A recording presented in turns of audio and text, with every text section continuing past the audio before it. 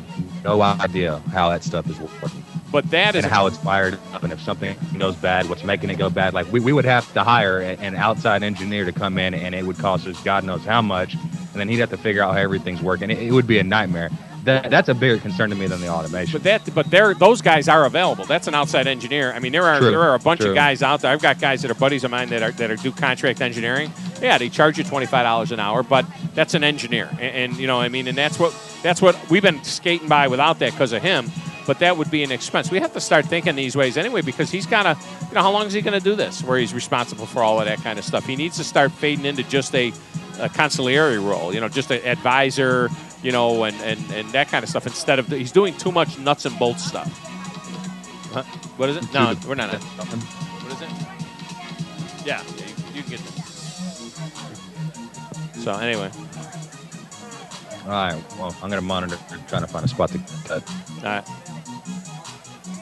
You know, the special teams coach who's really imaginative. I want to have him in Tony Sperano's hands because remember, Tony Sperano is the guy who 4 years ago was the one who brought the Wildcat in essence to the NFL. So I still think even if Tebow isn't a starting quarterback, that he can do stuff to help you win. The overriding point I was going to make is if I'm the Jets, I don't have Greg McElroy on the roster only as an insurance policy for two quarterbacks to get hurt. I have Greg McElroy on this roster because if those guys are both, you know, if Sanchez is 53%, I talked to him. Tebow's 48%, I'm saying, what do we have to lose with Greg McElroy? He's a more accurate quarterback than either of these other two guys. So I will not be surprised if Greg McElroy starts multiple games for this team this year. Won't be surprised. See, I'm with you in the Tebow part in that I don't want to give him Greg McElroy. He said Ray McElroy, didn't he? Your thing. I don't believe what I saw last year can continue. You see what you're hearing there? That's Peter King on the NBC Sports Network. Every I'm telling you, man, this is going to be a good move. I do believe that. You know, all the guys that are NBC are connected to him. Oh, he can't. What am I talking? I'm talking to Joey. Which one of those two will be under more pressure? Sure looks good on you there, Big Al. Get wins. Shows some big knots. I don't think either one of them is going to have a lot of pressure. Me, all it shows is my floppy man breasts. Rookies starting for franchises that will depend. You're all yoked and look at me. Be good. Here's the reason here. Nobody thinks that either one of those teams is going to the playoffs. Everyone knows that both of those quarterbacks are going to have some growing pains, and they're not on great teams right now. The difference is that RG3 has a defense that could be a top 10 defense in the NFL. I don't know that they are opening the season. What I'm going to do when it's down there? And when it's down there, you slide over this way. I'm going to do this right here. That his offensive line is so suspect to start the season. I'm serious. I can see everything perfectly here. Whether he's going to be able when to it falls from the 20 on in, I'm going to be over here. Andrew Luck, look, he's going to win some. He's going to lose some. It goes that way. At least I can. You know, they could I can go like this and see. And be a playoff contender because he is so precocious and so. I saw you made a little appearance on Hard Knocks on HBO. You came in, you got a little FaceTime. Even they know where the moneymaker is. They showed it. They're not dumb over there at HBO.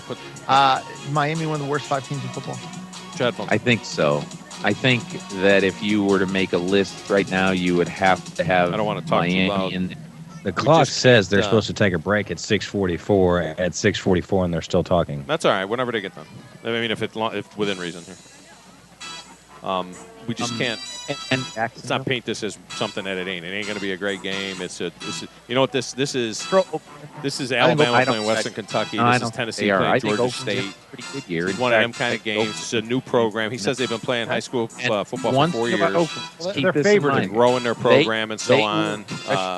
Every quarterback they play a lot of players. You know, question for them is we can't cover. It'd be hard to put lipstick on a pig. You know what I mean? So that is where Reggie McKenzie go for what it is. He has some nice athletes. He definitely has some kids that can play.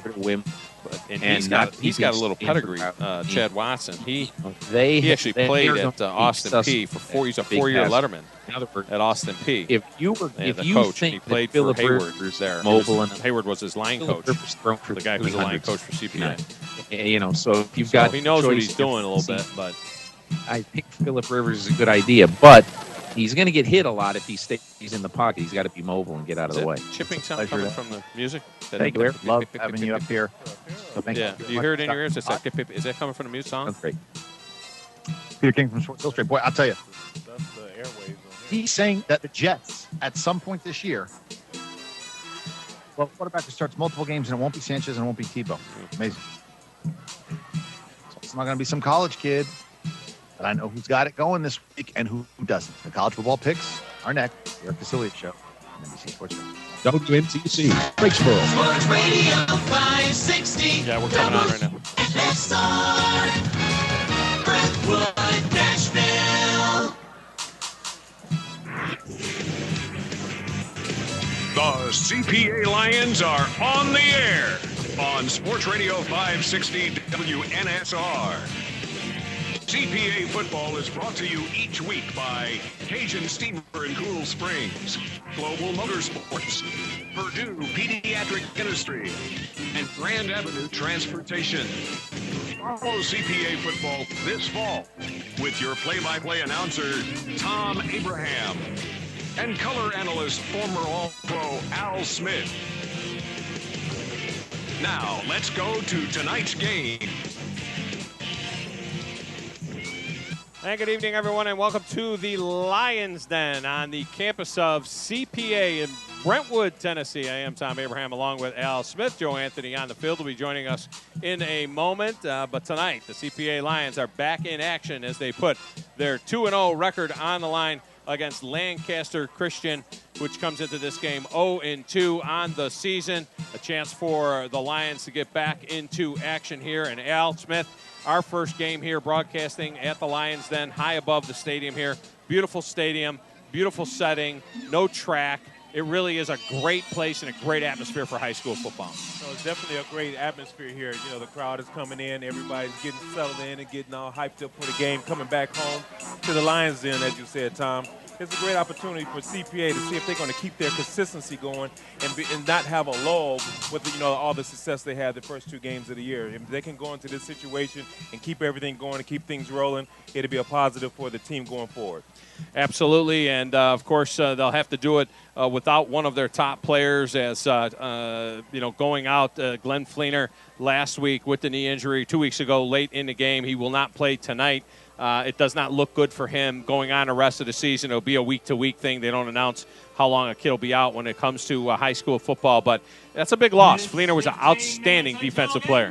Yeah, it's definitely a big loss. I mean, he was contributing on offense and defense. You know, he and Landers on the inside, you know, they made a formidable team on the inside, on the defensive side of the ball. But one thing about CPA, they have different athletes. They have flexibility. They have versatility. They're able to put guys in position to kind of keep the flow going for the offense going forward. And if they can do that and be able to, when a guy goes down, they're able to fill in with their young guys and with their guys to get them experience to go forward. This makes the program that much stronger in the future. Joe Anthony is down on the field, and Joe, I mean, we'll make no bones about it in this game here. There's a little bit of David and Goliath going on here. This is like UT playing Georgia State, Alabama playing Western Kentucky here. Lancaster is a new program. It's a building program. What was your sense on the field watching them warm up in terms of their attitude and emotion going into this game as they look across the field and they see 80 strong clad in purple and gold? Well, that's the one thing that Al was talking about that Lancaster Christian doesn't have, that CPA does have, is that flexibility. 29 guys on Lancaster Christian's roster compared to the CPA Lions. And when your starting quarterback, Demetrius Rogers, comes out with a wrap on his hand, that's not a good thing. No, it's not a good thing. And they also lose their big guy, Bubba Kamara, who was a 6'3", 280-pounder. He was the nose tackle, the right tackle on offense as well. And, you know, when you're short numbers already and you lose your horse, that's tough. No, that's tough to lose a big guy in the middle like that. Anytime you have that, because that's the battle of the line of scrimmage. You know, whoever wins the battle of the line of scrimmage is going to have the most success tonight. And anytime you lose a guy like Bubba on both sides of the ball, it gives the advantage to the opponent.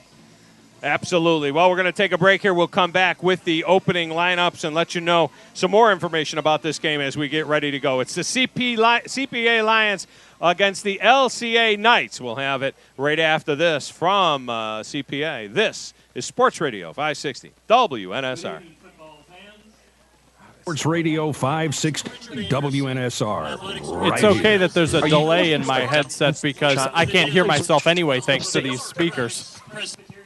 Hey, I got the mic. Joe, He's kind of yelling at me. We can hear you, man. We That's can the hear key. him pretty good. Might not need to yell as much. Yeah, well, he's yelling because I can't tell It's Joe so anything. loud. Yeah, you have to But tell him. you can really hear him fine on the radio. Yeah, well, I turned his mic down a little bit, but you have to tell him, actually. You have to actually pick up the phone and tell him because he can't hear me. Okay. I actually have turned off the field mic because the speaker was so loud. I thought, Dude, that music was very loud. but the music won't be playing during the game, so I'm going to turn it back on during the game. Cuff it and get you out your seat, man. Start dancing. Yeah. How is Al's level? Is he okay? Because he sounded a little low. Fine. Okay. Everybody's testing levels 1, were 2. good. It's just Joe was just a little screamy. Okay. Just tell him don't There's scream. only on-demand transportation and concierge service. Contact We can't Grand hear us Avenue real good, but he says it sounds good, so. 5466 or grandavenueworldwide.com. So you already know that Dave & Buster's is the place to hold your fantasy football draft party like we will be on August 23rd. But I What gotta time tell are you, they going to do the national anthem? Anybody know? more than just a place for guys. What time do you night. guys do the national anthem, do you know? With a girl, but you don't want to take out a second mortgage to do so. Okay. At Dave & Buster's, they got you covered. Get dinner and a movie for just $24.99. We got one more break, right? We'll have to take a break during the national anthem. $10 card too. Before the kickoff. On Wednesdays, we have one give more break. babysitter a night off with half-price games from open to close. And make sure to catch the live ready. This music could be a concert quick series turnaround. every Thursday at 7:30, featuring some of country music's best. You're not Rico Suave, so take off that vest and get your girl over to Dave & Buster's at Opry Mills. Dave & Buster's, we go strong all week long. Great food, great Apparently atmosphere. I was too loud. It's a great time. Yelling. Make it Dave & Buster's night tonight. That's Dave & Buster's at Opry Mills.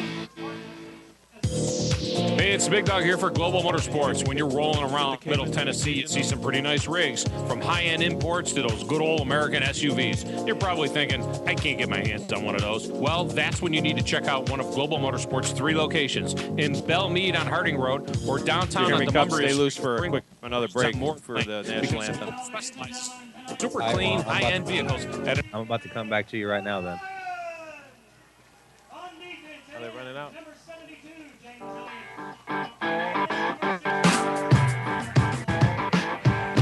Welcome back to the Lions Den. Tom Abraham along with Al Smith and Joe Anthony. Let's take a look at the lineup for the CPA Lions. Offensively, Paul Adams will get that start at left tackle, 6'6", 245-pounder. He's getting a lot of interest from the Cincinnati Bearcats. Donnie Mitchell starts at left guard. He is 6 foot, 255 pounds. And, we haven't developed this much before, Al. He is the twin brother of Albert Mitchell, the quarterback. How about that?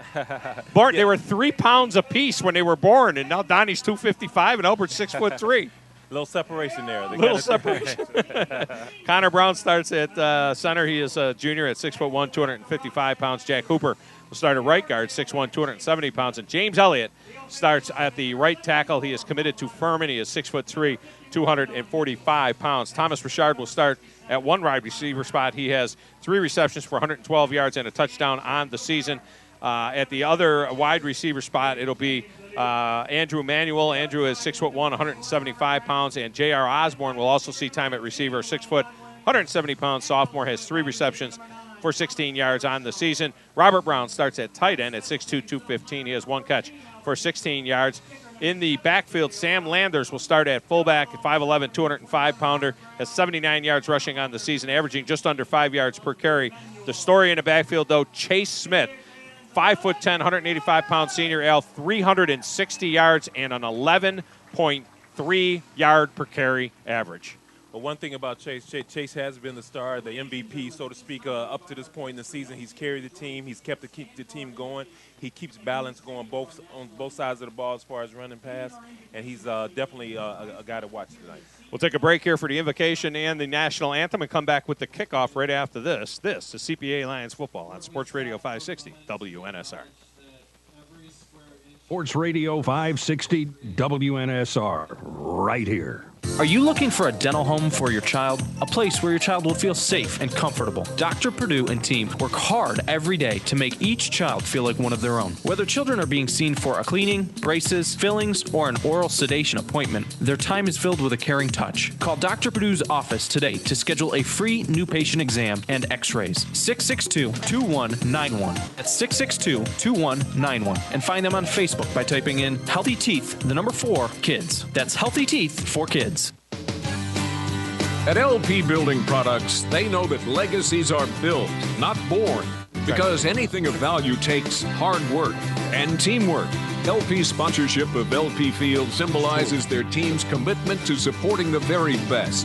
LP Building Products supplies America's best professional builders with engineered wood materials designed to deliver superior strength, durability, and consistency. Unlike conventional lumber products, LP's materials are free of knots, voids, and other flaws. They reduce the risk of splitting, cupping, warping, and shrinking. And they use Sustainable Forestry Initiative certified forest management and fiber sourcing systems to help ensure that their wood comes from well-managed forests. Engineered wood materials from LP are made to last and help save time and money on the job site. And that's a legacy any team can be proud of. LP Building Products. Build with LP. Here's what you missed on the Tom Abraham Show. Now, I had told the kids, I said, I think there's some place where we can go swimming. I said, I want everybody to throw an extra pair of shorts into the bag. We get to the swimming hole. Okay, Tommy, you got your trunks? What do you mean? I'm like, what do we mean? What do I mean? I said, don't you remember me telling you at the house, bring an extra pair of trunks because I don't want you on my leather? I said, how confusing is it when I say put an extra pair of shorts in the bag? He goes, oh, I thought you just meant put shorts on. Then he goes, but these are reversible. He goes, Jim, they're reversible. The Tom Abraham Show, weekdays 3 to 6 on Sports Radio 560.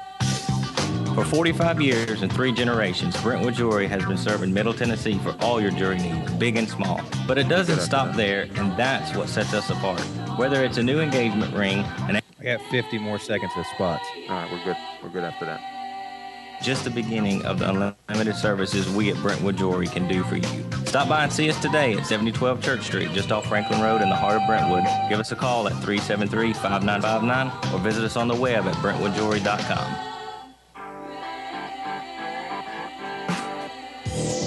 Hey, it's Big Dog here for Global Motorsports. When you're rolling around Middle Tennessee, you see some pretty nice rigs, from high-end imports to those good old American SUVs. You're probably thinking, I can't get my hands on one of those. Well, that's when you need to check out one of Global Motorsports' 3 locations, in Belmead on Harding Road, or downtown on Demonbreun Street, or in Cool Springs on Moores Lane, because Global specializes in super clean, high-end vehicles at an affordable price. Check them out today at globalmotorsportsinc.com and step up in class.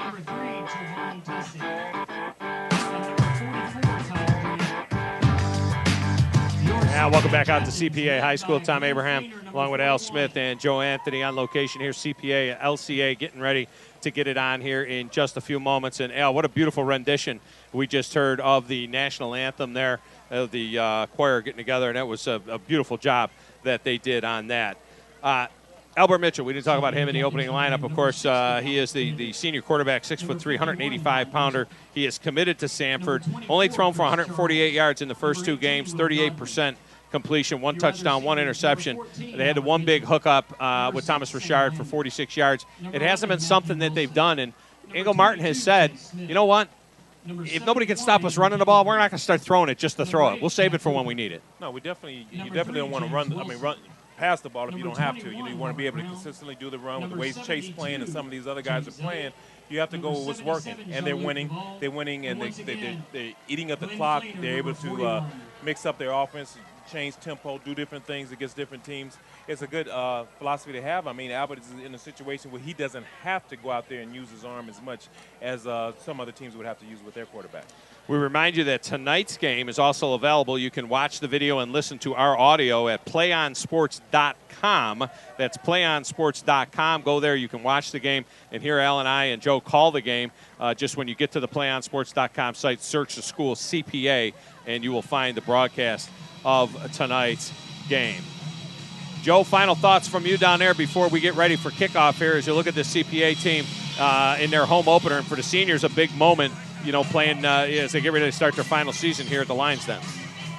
Yeah, well, my thoughts would start with this. Lancaster obviously doesn't have the amount of horses that they have over at CPA. So if CPA can wear them down here in the first half, they might be able to get some of their younger guys in the game, and they might be able to get some of the guys that are dinged up out of there and get ready for next week. I don't want to bring back a bad memory, but you were on the sideline with the University of Alabama when they got beat by Louisiana Monroe, and I'm sure going into that game you didn't think that could possibly happen, but yet it did. So you got to be ready to play and play the game on the field. Yeah, you got to be ready to dominate your opponent for 60 minutes, or in this case, not 60 minutes. It's a high school minutes. Game. But you got to be able to dominate your opponent from the beginning to the end.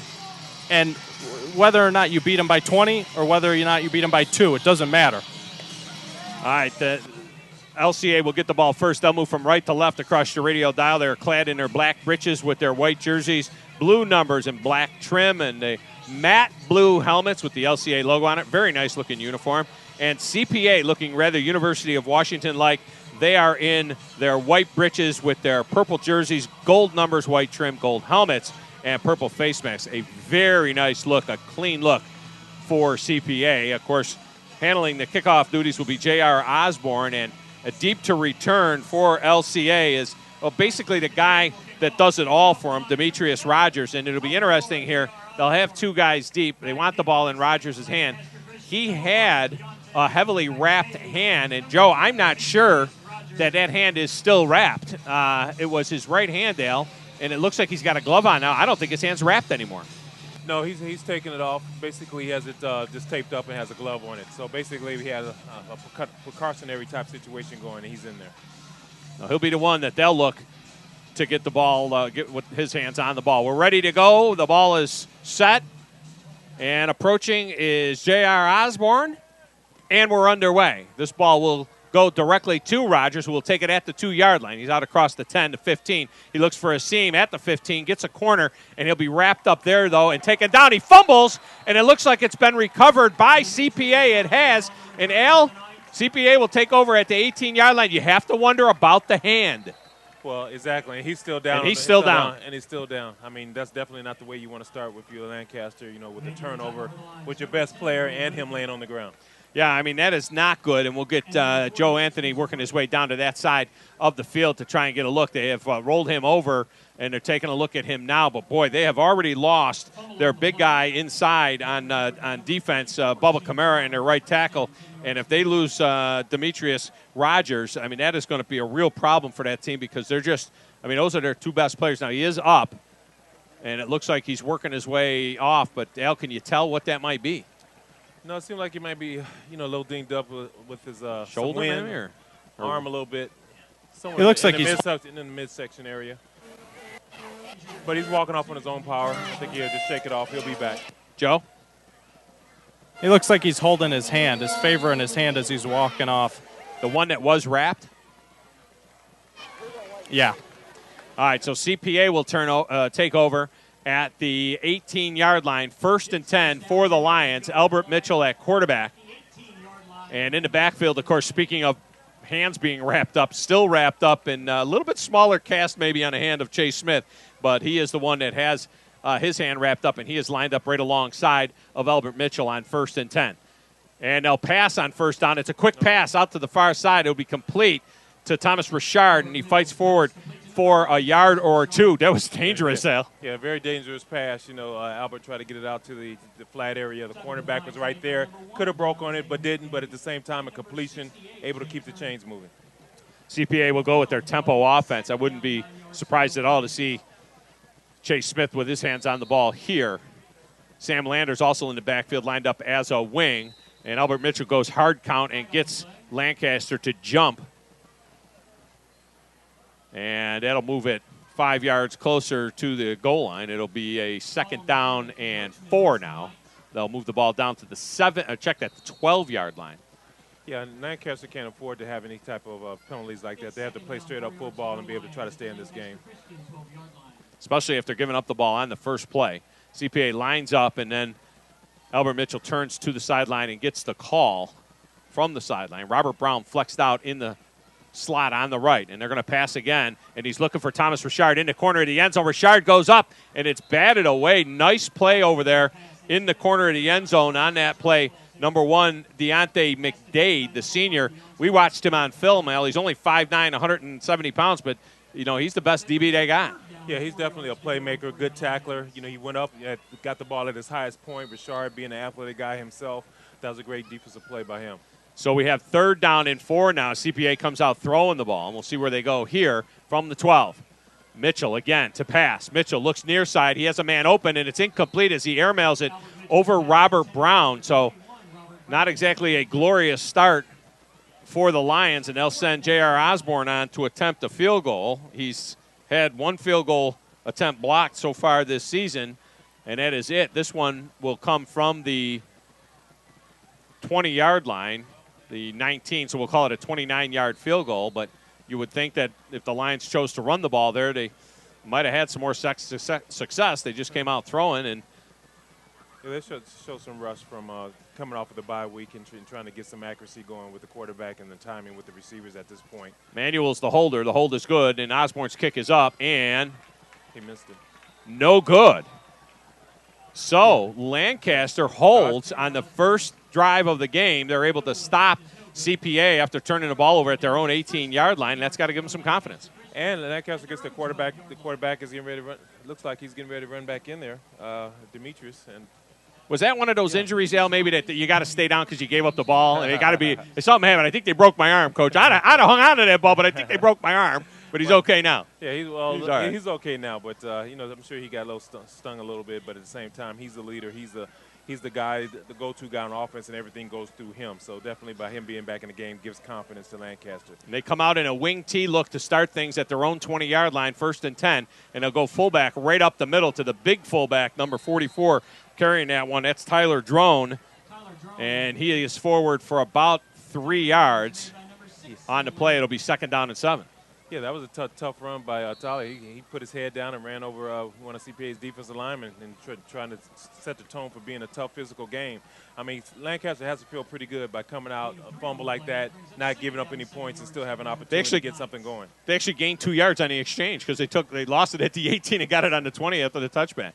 Wing T formation now. In motion goes a man. They'll go option up the middle, and Demetrius Rogers has got some room to run. And he is out across the 30 to the 32-yard line where they'll have a 1st down. Making the tackle out across the 32 was Will Godwin. Yeah, Godwin, that was a great open field tackle by him because that could have turned into be a very big play. I mean, that was a good yardage gain, but Demetrius could have had the outside and be able to get up down the sideline. So that was a great play by CPA and coming up and be able to make a tackle when you need to. Well, they're gonna get the Knights' full attention here. The first down of the game is by the young Lancaster Knights. They go wing T look again, and this time they'll hand to the fullback again, and tough sledding inside there will give him maybe a yard. He's a big, strong kid, but coming in there and getting a piece of that tackle is Robert Brown, and it'll be 2nd down and 9. Yeah, that was a good stop, by CPA. I think they battled the line of scrimmage. The CPA is going to have to establish themselves on the line and establish the fact that, hey, you're not going to get anything today because Lancaster is getting some confidence now, basically by coming back off of that early turnover. Brown has moved inside from his outside linebacker position to play the will linebacker spot that Glenn Fleener was playing. They'll go option again, and this time Rogers keeps again, and he looks for the corner, and he'll get taken down. After a gain of about 4, James Elliott on the stop. And Carson Schroed is into the game now in the outside linebacker spot, Al, as they looked at a lot of different options on how they were going to handle Glenn Fleener's spot. And it looks like the option that they decided to go with was Robert Brown to the will linebacker spot. And Schroed coming into the game to take that spot. Chris Charles, the other outside linebacker, is to the field side, and it's now 3rd down and 5 for Lancaster. Rogers under center. Rogers, he's going to go option and come back weak side, but shooting the gap and making the play is Chris Charles for a loss of 2. It'll set up a 4th down, and it looks like Chad Watson is going to go ahead and send his punt unit in here. And J.R. Osborne will go deep to return this punt. Chad Watson, by the way, first-year head coach, coached at Macon County in the past, played offensive tackle for 4 years at Austin Peay. His line coach was Steve Haywood, who's now the line coach here at CPA. Hey, has some ties there. But that was a good stop by CPA, be able to get back and get the ball back. And looks like they got a piece of that punt, and they did, and it's going to roll dead at about the 49-yard line of Lancaster. Lancaster fortunate there that they got anything on that punt as that kick was tipped. And so now the Lions will take over there. And my sense here, Al, is that the Lions will come out and do what they do and start running the football. Well, yeah, I don't think you should lose your identity. What has gotten you to this point? You know, they're coming off a bye week. They worked hard on a bye week. They worked on a lot of different things. Come out, establish yourself, try to take the will of Lancaster, and let them feel like they can stay in this game. Because the longer they stay in this game, the more the confidence builds. Well, Mitchell has Chase Smith to his left as they go spread formation. Brown in the slot near side. Sam Landers lined up just off the wing. Thomas Richard to the far side. Will Godwin to the near side. And they're going to throw again, and they'll run a little wheel route underneath, and this is Robert Brown catching it. It's a short gain. They'll have it just near the 45-yard line. He gets a good spot. They ran a little underneath wheel route, and this is a little surprising that they've thrown it the first 4 plays of the game. I think they're trying to establish their passing game after the last couple of weeks and try to get Albert going and try to get spread the wealth around with the passing game. They go spread once again, and this time we'll see Chase Smith for the first time up the middle, and he's got a gap. Chase Smith to fumble the ball, though, and he reaches and grabs it back. And it's first down yardage to the 34, but again, Chase with a heavy cast on his left hand. Al, he's had that all along, and I'm not sure which arm he had on the ball there, but he gave that one up, but was able to recover it for a first down. Yeah, he's lost one earlier in the season. Now he put one on the ground, but Chase has been pretty sure-handed with the fact that he's had an injured hand along the way. First and 10, they'll just give it right back to him, and he takes it up the middle again for good positive yardage. Breaking free, and now he's loose. He's at the 15 to 10, a 5-yard line, and he'll get tackled at the 2. A great saving tackle there. That was strictly effort by Chase, breaking tackles, keeping his feet moving, keeping balance, have good vision, good body lean, and being able to get a good yardage for CPA. McDade on the tackle. Jack Hooper on the last play to right guard, a little bit hobbled, but he stayed in there as they go no huddle. You got to be ready to go, and no time for him to feel bad. And now they will huddle up on first and goal from the 2-yard line. Sam Landers will be in about. It's going to be a stacked I now. And Landers at the fullback spot, but Smith takes the ball. He's picking his way into the end zone. A touchdown, Lions. Pretty tough to stop that stacked I when they go that route with Charles, Landers, and then dotting the I, Chase Smith, and they're in the end zone. But it kind of went back, Tom, basically to their roots, running the ball, the running game. They went back to Chase, then they started moving the ball. They kind of got away from their identity from the first couple of weeks of the season and trying to, ingrain with the passing game. But now they went back to their roots, be able to move the ball, get on the score, and be able to keep the game going now. So now, delay getting everybody out on the field. The holder for J.R. Osborne is Manuel. Robert Brown is the snapper. The snap is good, the hold is good, and Osborne's kick is good. 6:18 to go, first quarter. CPA breaks out on front, 7-0. Back with more CPA Lions football on Sports Radio 560 WNSR. The CPA Lions play here on Sports Radio 560 WNSR. Hey, it's Big Dog here for Global Motorsports. When you're rolling around Middle Tennessee, you see some pretty nice rigs, from high-end imports to those good old American SUVs. You're probably thinking, I can't get my hands on one of those. Well, that's when you need to check out one of Global Motorsports' 3 locations, in Belmead on Harding Road, or downtown on Demonbreun Street, or in Cool Springs on Moores Lane, because Global specializes in super... Say what? Talking to Al. Just busting his chops. Inc.com and step up in class.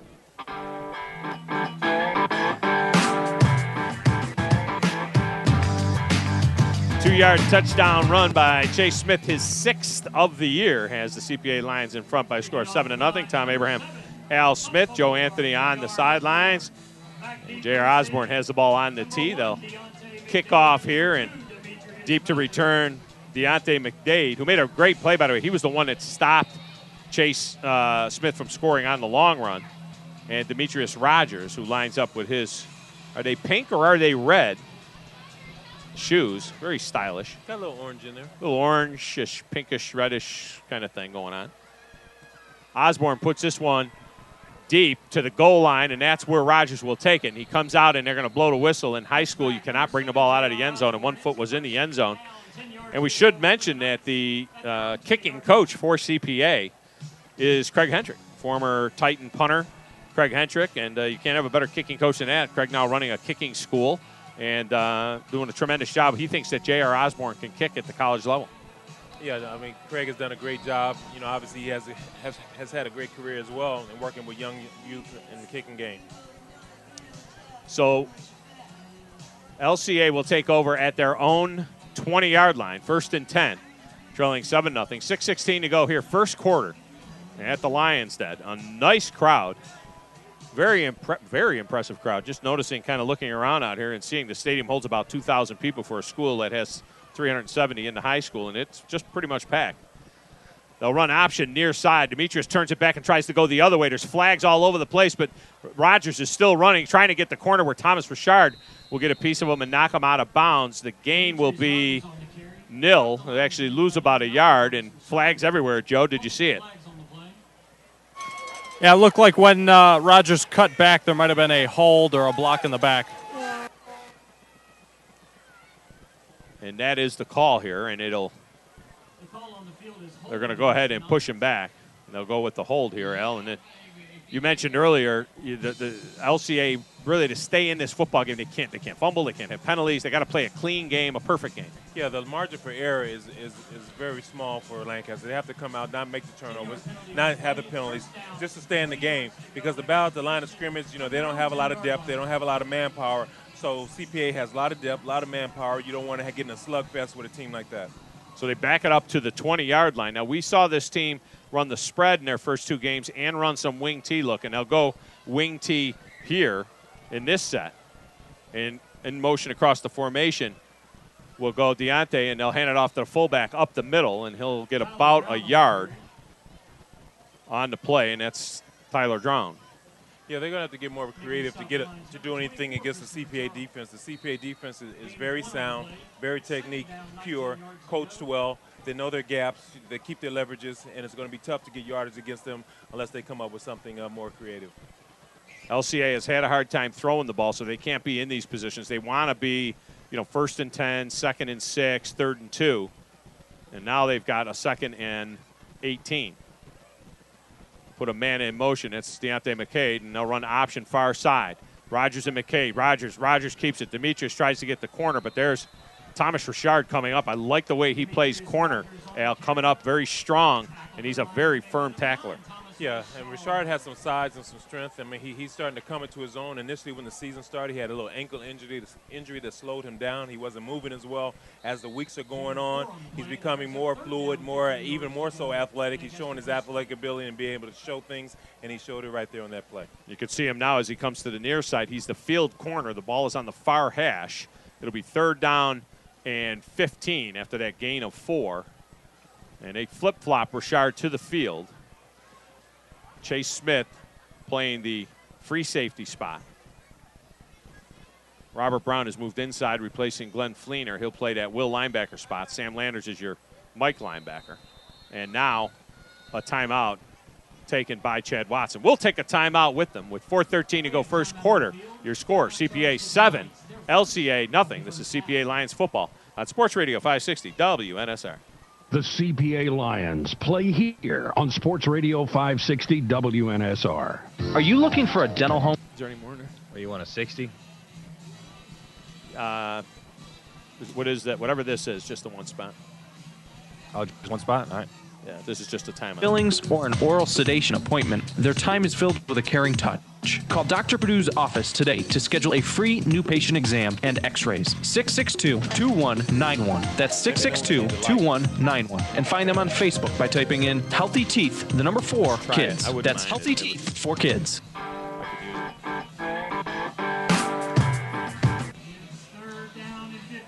And welcome back to the Lions Den, where CPA leads LCA 7-0. 4:13 to go first quarter. And Lancaster has the ball at their own 15-yard line. It'll be 3rd down now and 15.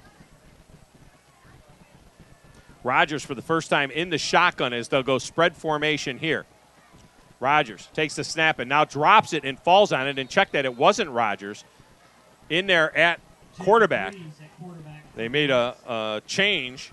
And in there at quarterback was Jacob Freeze. Freeze fumbled the snap, and it backs him up now to the 8-yard line. So it goes from bad to worse. It'll be 4th down and 22. And J.R. Osborne will set up to take this punt. Deontay McDade is the punter. He does about everything for that team. Well, exactly. But CPA is going to have great field position here. They're in a position to be in scoring position. And there's the punt. It's taken at the 15-yard line. 10-5, touchdown, Lions, as the punt came off the end of McDade's foot. And it was just he almost missed the ball, like Sean Landetta in Chicago, for the Giants in the playoff game in '85. He almost just whiffed, and it went off the end of his foot. And taking the snap was Max Presley. Mad Max caught it at the 19-yard line and ran it straight in for a touchdown, Lions. Well, that's a very fortunate thing for the Knights, but at the same time, a very positive thing for CPA. They were already in scoring position. They just didn't have to put the offense on the field. Special teams score, offense score, special teams score, defense, a defensive play as well.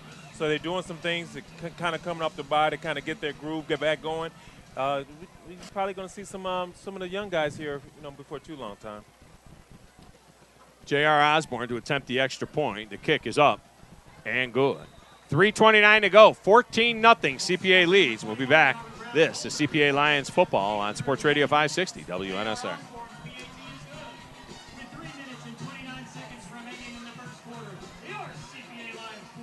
Folks, this is Steve Frank with Crest Honda. Before you buy your next new or pre-owned vehicle, we'd like to invite you to. What you say? What? No, he was just going to tell me he's got a report from the field. I was going to try and find out what it was, but so you're good with 30 seconds here. Yeah, just the regular post-score. Visit us online at cresthonda.com or here at the dealership. I-65, exit 85 on Rosa L. Parks Boulevard. True pricing, the best way to buy a Honda.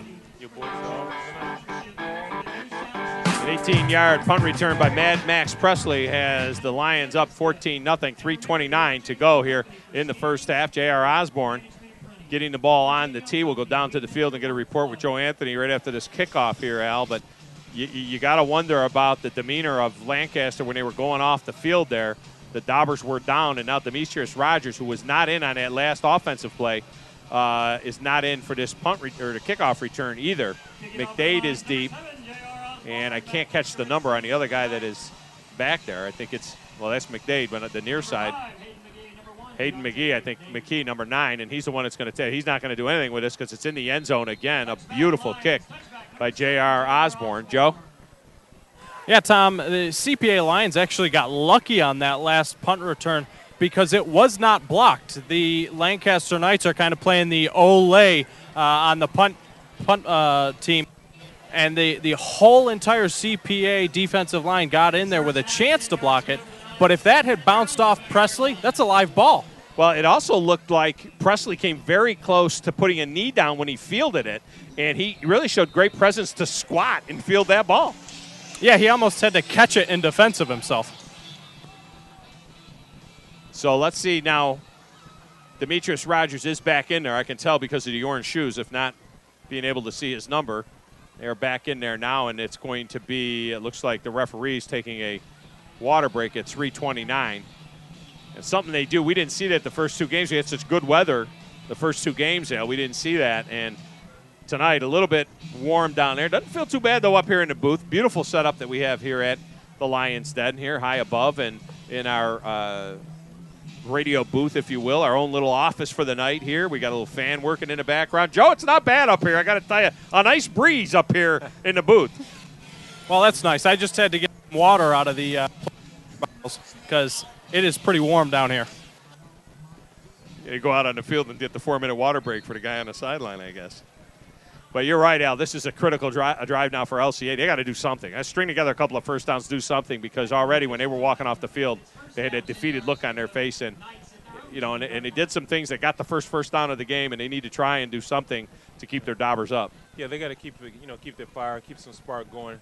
And I think it's up to the quarterback. The quarterback is the leader of this defense. They have to do something big. They're doing some creative things just like that. Get a nice little gainer, and just kind of methodically work their way down the field. They go with a little wing option there, a little reverse, some misdirection, and carrying the ball on that play was Hayden McKee, and he gets positive yards, about 3 yards. It'll bring up a third down, or check that, a second down and 7 from the 23-yard line.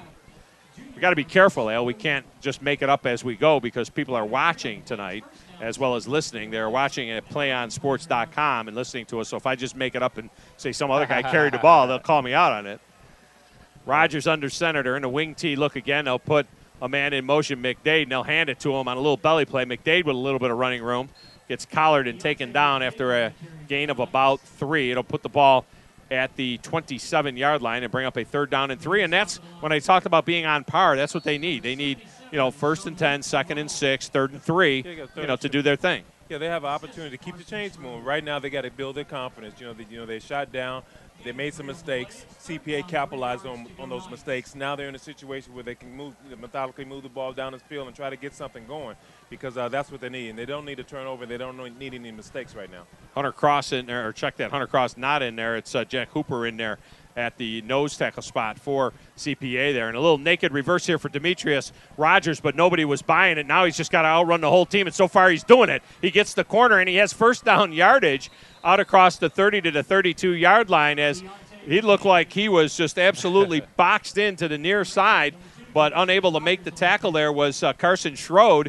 He reversed his field and ran all the way around the other side, and he ran about 35 yards to get 4 there. Yeah, that was all Demetrius. I mean, that's pure athleticism on that play and being able to do it himself. He got the 3 yards himself. It wasn't the play or what have you. He reversed field and made it happen. They just have to, like we said, Tom, keep the chains moving, try to methodically move down the field, and then give themselves an opportunity to stay in this game. They'll go wing tee look once again. Rodgers under center here, and he'll go fullback right up the middle, and that's big Tyler Drone. And there's some hitting going on down there as he gets taken down by Robert Brown with a big hit. Brown seems to be very comfortable with the move inside. There is a flag down, though.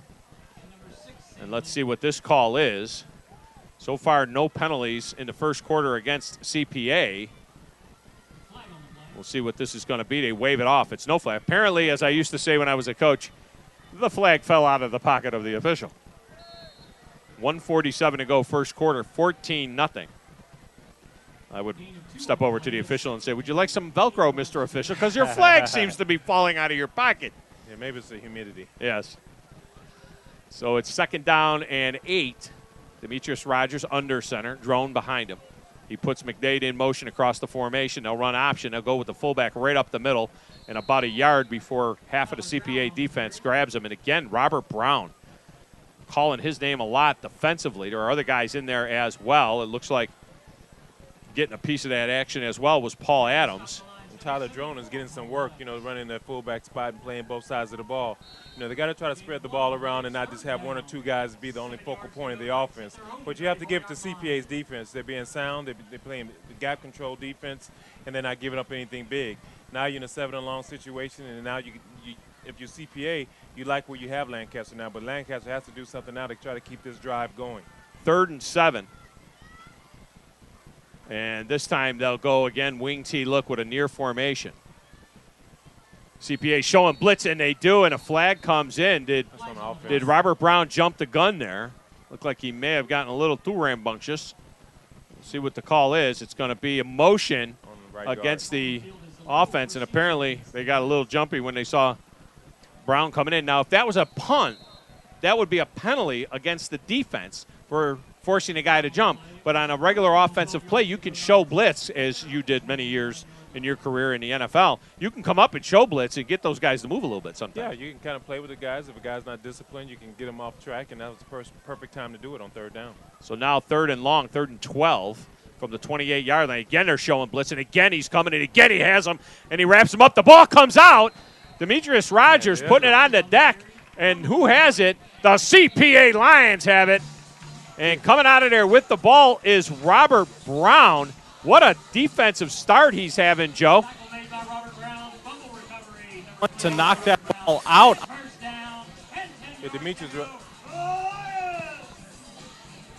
Yeah, Demetrius Rodgers was very careless with the ball at that time. You're not supposed to let that give a turnover in that situation.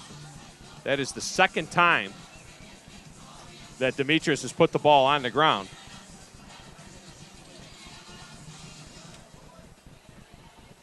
So now CPA will send Manuel to the far side. Albert Mitchell in the shotgun has Sam Landers alongside him, and Landers, they have faked it, and Mitchell looks to pass. He wants a man downfield, Thomas Richard, and he's got him inside the 5. And no, they say he came down out of bounds. Out of bounds. That was a good pass by Albert. I mean, Albert was able to get to pinpoint a pass and be able to get it downfield to his number 1 receiver, Richard. Richard has made some big plays for him downfield. That's the one go-to guy downfield in the passing game. Brings up 2nd down and 10. Ball is at the 26-yard line of LCA. And Mitchell, he'll hand it off to Landers. Coming near side. Nice play made by the defense there. A loss of 3 as coming up and making that tackle for the Lancaster defense. Eric Evans. Eric Evans, yeah. Did a great job, coming down and making a good open field tackle. And that brings us to the end of the first quarter. So we'll take a break and come back. It'll be 3rd down and 12 for CPA. When we come back, the Lions lead it 14-0 over the Knights. This is CPA Lions football on Sports Radio 560 WNSR. Check. Can you hear me? Leading provider of corporate special occasion and customized ground transportation. In addition to airport transfers, bus and black car service, Grand Avenue's transportation offerings include Grand Corporate for business travel, Grand Occasion for special events, and Grand Select, a members-only on-demand transportation and concierge service. Contact Grand Avenue at 714-5466 or grandavenueworldwide.com.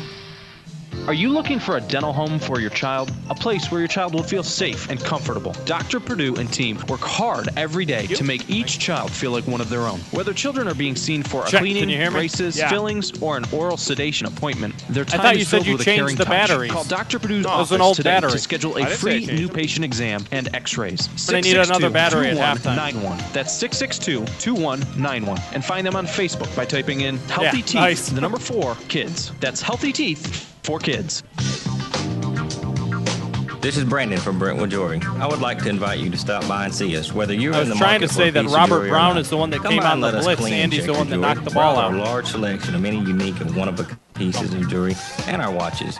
Or have a seat in and enjoy designing your own piece of jewelry on our new counter sketch software where you have the opportunity to build something the way you want it.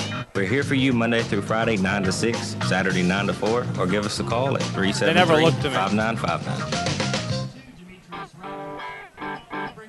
Welcome back to CPA as the Lions are at the line. Quick, Albert Mitchell is looking to throw downfield on 3rd down and 12. He has Thomas Richard open at the goal line, and undercutting it. Demetrius Rogers almost picking that one off. Yeah, that was a great undercut by Rogers on that play. I mean, he has to make that play. You get, when your team is down, you're struggling, you have to take the advantage of those type of opportunities. So now they sent J.R. Osborne out to attempt a field goal from 47 yards. See if he can make Craig Hentrick proud here. Osborne has all kinds of leg. We know that. Robert Brown, the snapper. Manuel, the holder. The snap is good. The hold is good. And the kick is long enough. And hooking. Good! 47 yards, a career long for J.R. Osborne from the far hash. And the CPA Lions extend their lead to 17-0 with 11:46 to go here in the first half. We'll take a break and come back with more. This is CPA Lions football on Sports Radio 560 WNSR. Could have kept it there.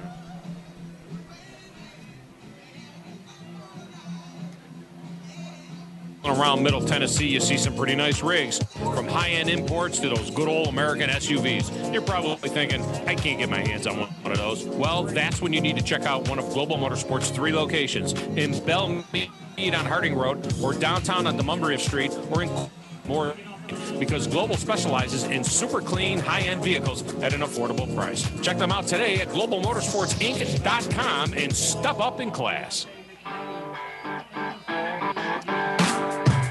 47-yard field goal by J.R. Osborne has the Lions out in front 17-0. And Al, I got to be honest with you, I don't think Ingle Martin's real thrilled so far right now with this team, though. In that first quarter, they had 56 total yards to 35 for Lancaster. Yeah, they're out in front. They made a special teams play, but they've been kind of sloppy, to be honest, and they could have turned it over a couple of times. Yeah, I mean, they could have blew this game wide open, but at the same time, look at the time of possession. It's, pretty even. Everything is kind of pretty even.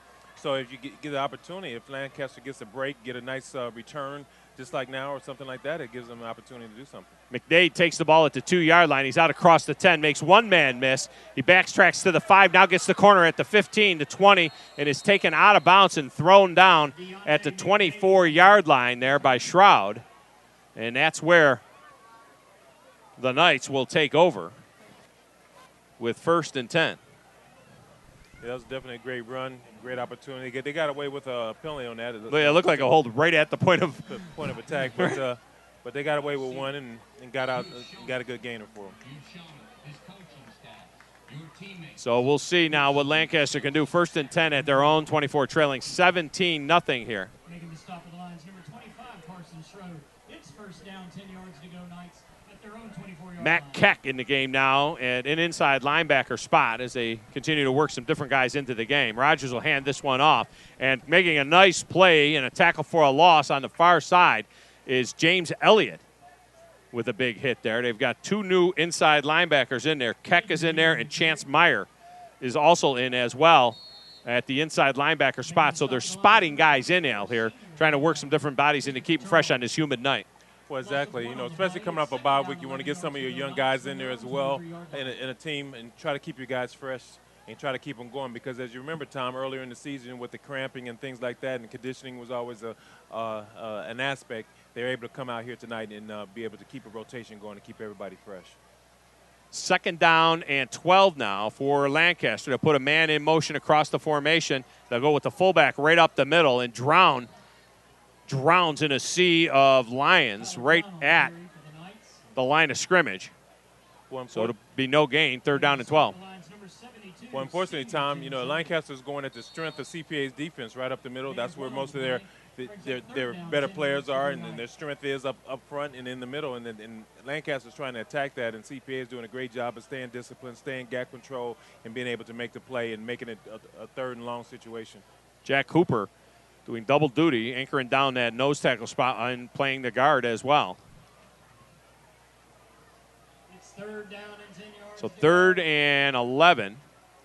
And they'll put a man in motion this time, and back the pass goes Demetrius Rogers. He has some pressure. He throws back on a screen. He does have a man. It's McDade. He tries to make a man miss, but at the end of the day, it's a loss of 7 on a throwback screen all the way back to the 16-yard line.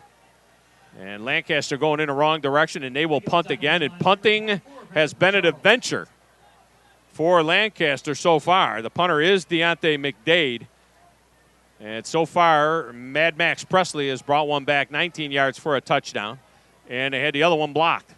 Well, I don't know which is worth, that one block or that one return for a TD. Well, CPA is going to be in a situation where they're going to have good field position again, and if they need to take advantage of this opportunity and kind of keep the momentum going in their favor. No pressure on McDade this time. He gets it off, and Osborne will take it right at the 50. He has the 40. Osborne has the 35, cuts it back at the 30. He has a man to beat at the 25. He does it to 20 to 15. He spins down to the 10-yard line where it'll be 1st down and goal for the Lions.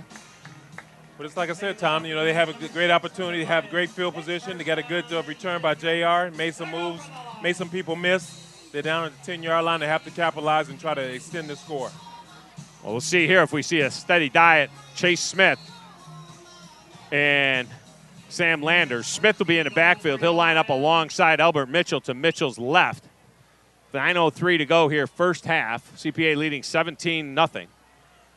I'll say just give it to Smith and end it right now. But first nail? Just nail one? Are nailing it down? We'll see. Smith alongside Rogers. They'll put Richard in motion and hand it to Smith right up the middle. He has a gash, and he's into the end zone for a touchdown, Lions. Like I told you, Tom, just give it to Chase, get in the end zone, and extend the score. That's a great opportunity. Great job by the offensive line creating a big opening. With Chase is able to use his vision, his ability to get in the end zone. Chase has done a great job. That's his 2nd touchdown of the game, 7th of the season. And he just seems to run harder when he gets in there in that red zone area. He's just looking to do something special. Ben Hooper now in to attempt this extra point. We saw Hooper kick one last week or 2 weeks ago against Kenwood. Let's see how he does here. New holder in the game as well. That's Mitch Cook. There's the snap. It's good. The hold is bad. The kick is up and short. Not often do you say short on the extra point, but the hold was botched and a lot of penetration up the middle. Hooper had to stop and reload, and that wasn't good. We'll keep it right here for this one and remind you that coming up a week from tomorrow, Cajun Steamer will have their end of summer party.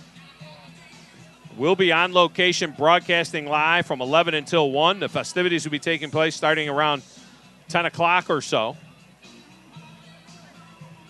They're going to have a charity car wash there as well. All kinds of activities going on there. The Independence High School cheerleaders. It's going to be a big day at Cajun Steamer as well. Al Smith will be there. It's going to be a lot of fun. Yeah, I mean, it's benefiting the Independence cheerleaders. I mean, they're going to have a bounce house, face painting for the kids. All kind of things like that. Great activities, a live band. They'll be out there all day. It's going to be a great opportunity for everybody to come out, have a great time, get some great food, and be able to do it for a great cause. And Independence cheerleaders. They'll have a beanbag contest as well. They call it cornhole. I like to call it beanbag. And the dunk contest, Tom. They'll have a dunk contest. Al Smith will be in the dunk tank for the dunk contest. We'll be out there as well. So it'll be a lot of fun coming out to Cajun Steamer next Saturday morning. We'll get everything kicked off at 10 o'clock. J.R. Osborne has the ball on the tee, and it falls off the tee, so apparently a little breeze down on the field now as well. What has turned into a lovely night. It's going to be a beautiful weekend, they say, tomorrow for the Middle Tennessee Florida Atlantic game. Those of you who want to head to Murfreesboro to take that, it's going to be a great night for football there. And then Sunday, of course, the Titans and the Patriots get the season started, and they're calling for a high of about 74 degrees on Sunday. It's going to be absolutely spectacular. Osborne has had 3 touchbacks already in this game. He's got a big leg, and this one here will be returnable. Demetrius Rogers takes it at the 2. Rogers picks his way out to the 10. He's looking for a seam, and he finds one at the 15. Now he beats a man at the 18-yard line, has the corner. Rogers now at the 30, 35-yard line, and now gets bumped out of bounds at the 42. I don't like what I saw out of J.R. Osborne there at the 39-yard line, Al. He just came up and tried to bump him and him and do that thing, and I don't like that at all. Wrap him up, take him down there. Yeah, you got to wrap him up, take him down, and be physical with your tackles. I mean, that was a great run by Demetrius. I mean, Demetrius is their only playmaker. I mean, he does everything for them, what have you. It's going to be tough on him because, he's kind of nicked up, but at the same time with this humidity and everything that's going on out there, he may wear down as the game goes on. So he's got to use some of his teammates as well. They got a great opportunity, a great situation here where they got something going. They got to take advantage of it. And CPA, on the other hand, has to step up and hold fort right now. CPA leading 23-0 with 8:40 to go first half. As I used to tell my players when I coached, God gave you arms for one reason, to tackle with. Use them.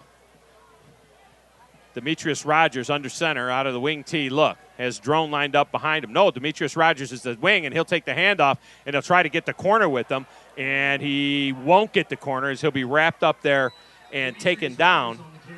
And there's also going to be a flag. It looks like there's going to be an illegal block in there, but he is taken down, and now they've started to run guys in, Al. It's number 10 on the tackle for CPA, and I'm sad to say I don't have 10 on my CPA roster, but you do. Will Whitaker. Will Whitaker. What's young Will, a sophomore? Yeah, sophomore, young Will. Young Will makes that tackle there. A lot of different guys. Will, I don't know what is it with the hand industries. He's carrying a cast around too. Yeah, he got a thumb thing going as well. So Will Whitaker is in there at a corner right now. The linebackers are still Keck, and alongside of him is Meyer. So you got Chance Meyer and Matt Keck in there at linebacker.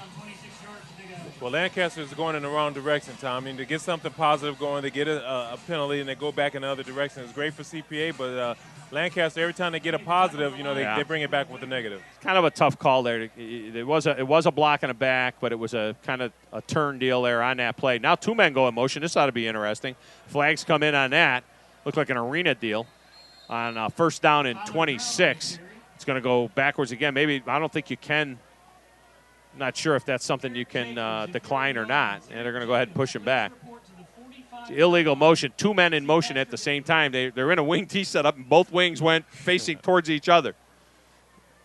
Yeah, I mean, Lancaster's making, mistakes and kind of shooting themselves in the foot and making it a tough on themselves. Well, this is where it's tough for them, and this is the tough job, that Chad Watson has with his team. He's got to keep these guys' heads in the game. They're only 22 minutes into this football game. He's got to get them to keep their minds right. This is a trying time for them. They're a building program, and it's easy to kick out the tempos to start the bus, but, you got to keep playing. No, you got to fight through these rough times.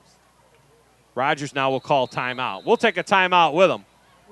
It'll be 2nd down and 21 when we return. 7:36 to go first half. CPA 23, LCA nothing. This is CPA Lions football on Sports Radio 560 WNSR. Hey. Yeah. 60 WNSR. Did you see that right kid here. get slung out of bounds down there? Over here? Yeah. This is Brandon from Brentwood Jewelry. I got right into me. Stop by and see Oh, us, really? whether you're in the market for a piece of jewelry or not. Come by and let us clean and check your jewelry. Browse our large selection of many unique and one-of-a-kind pieces of jewelry, our watches, or have a seat and enjoy designing your own piece of jewelry on our new counter sketch software, where you have the opportunity to.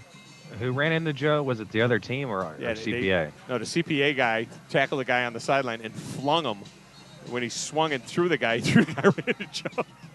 Let's say, good thing I won that running back. You might have been getting back at Joe for that Sun comment. Yeah, Ryan. Welcome back to the Lions. That's 7:36 to go. First half. Lions leading at 23-0. And LCA Knights have it at their own 33-yard line. 2nd down and 21 after a loss and a penalty. And now Demetrius Rogers will line up as a wing. So we see what they do with him there in this wing spot now as Hayden McKee is the quarterback, as they're just trying to find a combination. Rogers goes in motion. They'll run option, hand it off up the middle to Drone, the fullback, who gets good positive yardage, about 7 yards on that play to the 40-yard line. And Joe Anthony down on the sideline. Joe, you remember being a young player on a varsity and scores 23-0. It's the first half, and you're starting to look at the clock and think, I got to get ready. I might get in this game here pretty soon. Yeah, the question is not if, but when. A lot of purple on that sideline. There are about 83 guys dressed for this game here tonight. They had the middle schoolers out there in the pregame, and they were all decked out in their white uniforms. McKee at quarterback. It's now 3rd down and 14. Rogers is the wing. They want to put Rogers in motion. There's all kinds of motion. People are jumping. Robert Brown's head was in the neutral zone, and the tackle near side jumped. We'll see how they sort this out. It's going to go against the Lions. First penalty tonight against the Lions. Al, 23 penalties in the first 2 games for the Lions, something that they really want to clean up tonight for 168 yards. They're looking to clean that up, and that's their first one tonight with 6:45 to go in a half. Well, that was one of the focal points during the bye week. Work on your conditioning, work on the penalties, eliminating those penalties, and giving yourself a chance to don't hurt yourself and give yourself setbacks during the course of a game. Hayden McKee under center. Rogers to the near side, and now a timeout. Chad Watson will take a timeout. We'll take a 30-second timeout with him with 6:28 to go here in a half. 23-0. The Lions lead it. We'll be back with more CPA Lions football on Sports Radio 560 WNSR. Sports Radio 560 WNSR, right here. Are you looking for a dental home for your child? A place where your child will feel safe and comfortable. Dr. Perdue and team work hard every day to make each child feel like one of their own. Whether children are being seen for a cleaning, braces, fillings, or an oral sedation appointment, their time is filled with a caring touch. Call Dr. Perdue's office today to schedule a free new patient exam and x-rays. 662-2191. That's 662-2191. And find them on Facebook by typing in Healthy Teeth, the number 4, Kids. That's Healthy Teeth for Kids. Welcome back to Lions Den. Tom Abraham along with Al Smith, Joe Anthony. 3rd down and 9 for Lancaster at the 45-yard line as they're trying to mount some sort of a drive here. And they have burned up their final timeout.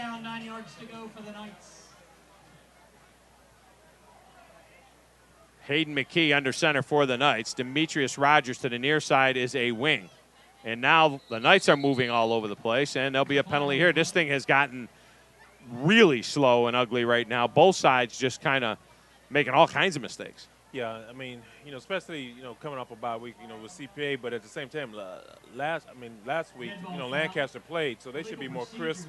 They'd be more fired up playing a team like this, but they're coming out lethargic and kind of making a lot of mistakes and penalties, and that's not good for the program. Well, they're moving guys in and out of different positions. You got a different quarterback in. Now you move Rogers. He's a wing. Does he know the wing as well as he knows the quarterback? I mean, Watson is just looking for some way of getting it done, and now he fumbles the snap. McKee picks it up, and he's going to get swarmed under by Robert Brown and a host of purple-clad Lions, and it'll be 4th down and 9, and Chad Watson just shakes his head and says, just punt the ball.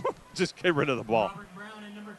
Yeah, you got to give yourself a chance and punt the ball. But I also don't like the body language of Lancaster. They kind of walk and they kind of feel defeated, but at the same time, they have to fight through this situation. Like you said, Tom, they're still in the game, but they got to get something positive going to kind of keep their spirits up going into the second half. Deontay McDade in the punt. It's been an adventure, that's for sure. They've given up long runs. They've given up touchdowns. They've had them blocked. No pressure this time, and the kick will be hooked out of bounds and into the crowd. There's one. McDade kicked it. That's pretty hard to do on a 15-yard punt. He kicked it 3 rows up into the crowd on the visitor side, which is sparsely attended, unlike the home side, Joe Anthony, where we have a great crowd, including on the patio behind you there. It's just packed here.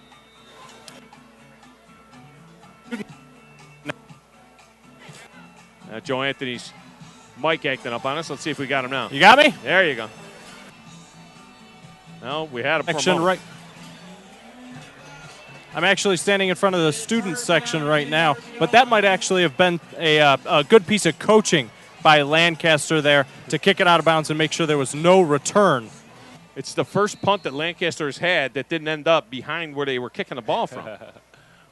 Albert Mitchell lines up as the quarterback here in the shotgun, and he'll wing it outside, and he has Robert Brown, and Brown down inside the 40 to the 38-yard line. Nice little hook up there for 12 yards, and it brings up a 1st and 10 there at the 38. Al, the rule of thumb is in games like this, 5:11 to go here, first half, a big lead, 23-0. You got to play your starters through the first half. You play them. You're always going to play them through the first half. Then you decide what to do in the second half, because the theory is anything you can do in a half of football, your opponent can do in the second half. So you're going to play them at least through this time. Yeah, they want to get through this and be efficient. Don't get anybody hurt, and keep the continuity of the offense going. Landers in there at tailback, and now Mitchell back to pass again. He's looking, and he's going to scramble. Gets away from one man. Now he'll peel back and just throw it away. Smart play by Mitchell as he throws it out of bounds. And there is a flag down. And let's see what this call is going to be, as Jay Turner was putting pressure on Mitchell. And there's a conference amongst the officiating crew, or at least a portion of the officiating crew. We're talking about it. Ingle Martin goes out there to help him with the call, and the referee puts a hand up and says, talk to the hand, not to the face. Grandma Martin saying, Ingle's got the visor off. It's in his hand. Intentional grounding is the call. They'll go intentional grounding against Albert Mitchell, Joe. Yeah, Tom, and I'm kind of surprised about that call. He was outside the numbers, almost running out of bounds when he threw that ball. They made an intentional grounding call, and now it's roughing the passer against the Knights, which is what we thought it was. That was weird. He made a grounding call instead of a roughing call, but it's roughing the passer. So the Lions now move down into just outside the red zone. 23-yard line is where they'll snap it here. Mitchell has Sam Landers alongside. 1st down and 10 from the 23.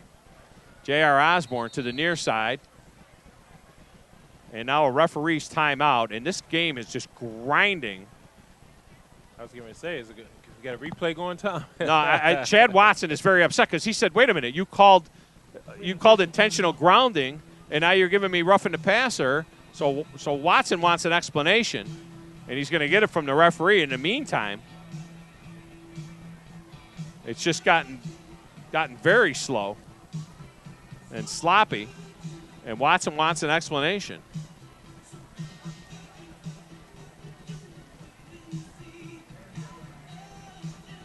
So the ball right now is sitting at the 23. I doubt they're going to change the call. I mean, it would be the last time I saw one change, it'd be the next time. But that doesn't happen. And now the referee's going to blow it. And it tells the girls to get off the field with the water and says, let's play football. And I agree. Let's play football. Robert Brown to the slot far side. Osborne to the near side. Landers is the back behind Albert Mitchell. Mitchell takes the snap and he rolls out to the far side. He's looking downfield and has a man in the corner. It's Robert Brown, and it's a touchdown Lions. Robert Brown on a little V out to the corner, and he was wide open, and Albert Mitchell put it right on him. That was a great pass by Albert Mitchell, being on the move, rolling out, being able to hit his receiver in stride and give him the opportunity to be able to make a clean catch. Great offensive play, great offensive execution on both. Ingle Martin was just like, can we run a play, please? I got a great play. I want to run this play. Joe? Yeah, I'm kind of surprised that they're throwing the ball at this point. But I guess when you haven't thrown the ball well in the first 2 weeks of the season and you're up in a game like this, it's a good time to work on your passing game. Well, it is the first half, and they haven't thrown it well in this game. So, you know, they have every right in the world to do it a little bit here. All right, on to attempt the extra point. This time is Hooper again, and this one is up and good. So, with 4:49 to go in our first half, 30-0 CPA leads. We'll come back with the kickoff right after this. Lions football on Sports Radio 560 WNSR. CPA and Sports Radio 560 WNSR right here. Grand Avenue is Middle Tennessee's leading provider of corporate special occasion and customized ground transportation. In addition to airport transfers, bus and black car service, Grand Avenue's transportation offerings include Grand Corporate for business travel, has to be Grand 3,000 Occasion for people special here at events, and Grand Select, a members-only on-demand transportation and concierge service. Contact Grand Avenue at 714-5466 or grandavenueworldwide.com. 22 yards, Albert Mitchell to Robert Brown, and the extra point from Ben Hooper was good, and it's 30-0 CPA, 4:49 to go here in the first half. Tom Abraham, Al Smith, Joe Anthony with us as well, and it is, look, it's not a competitive game, but it is a packed, enthusiastic, purple-clad crowd here. There's got to be 3,000 people here at this game, and I wonder what it's going to be like October 5th when Maplewood comes in here on a Thursday night, a TV game, and everything else. This place is going to be absolutely jumping. No, it definitely will be. Osborne approaches, puts a foot into it. This one will be returned. He's probably getting tired from kicking off. Taking it at the 5-yard line is McDade. He has it out across the 15. He's looking for some room at the 20, and he'll get taken down right there at the 20-yard line. And it looks like Mac Keck on that one. We'll see if Keck stays in. He's been playing linebacker. Well, you got to like the effort and the hustle of the CPA kids. But one thing about them, the young guys are coming in, they're getting an opportunity to play, and they want to prove to their teammates and to their coaches that, hey, I need some playing time too.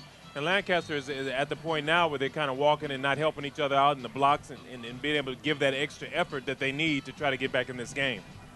I'll tell you a story about that in a minute after this play. First defense still on the field, though, now. And Sam Landers is back in there at that Mike linebacker spot. Robert Brown in there. This is all first D. And, again, two men go in motion opposite directions, and being thrown down by Elliott is McDade. And I think the problem is moving Demetrius Rogers out of quarterback spot. I don't know that he knows the wing as well. They keep putting guys in motion. It was obviously to McDade because he was the one that got the ball, and Rogers went to go in motion, and they're going to get a motion penalty, which should be denied and declined here. Yeah, they got a lot of confusion going on right now. So I'm coaching with a guy back in the day, and he said back in the day, when he's way back in the day, in the mid '80s, and he said when he's coaching against the team he was destroying, and he kept laying the wood to this team. It was in a playoff game too, and he said, you know what, they quit, and if they quit, I'm going to keep pouring it on. If they're fighting hard when you're playing another team and they're fighting hard and they're doing everything they can possibly do to stay in it, he'll lay off. And I know that Ingle Martin's going to lay off in the second half. He's not looking to embarrass Lancaster and Chad Watson. But, you know, it is incumbent on the other team, even if you're losing, to keep battling there. And if you don't keep fighting, whatever happens, happens to you. Oh, exactly. But, this body language of Lancaster has to pick up. They have to, show some life, show some enthusiasm, and they lead the quarterback. It needs to start with him. And he's the one that's doing a lot of the walking around. Notice the conversation that's being had with Demetrius Rogers and McDade. They're talking. It's almost as if Deontay McDade is almost like telling them, okay, this is what you need to do on this play. It's kind of like Sandlot in a way. Hayden McKee is at quarterback, and he said, well, look, this is the one that's going to go in motion here. Let's see if we can get this right. McDade goes in motion. They fake it and run a toss far side to the fullback. And doing a good job out there is Tyler Drone.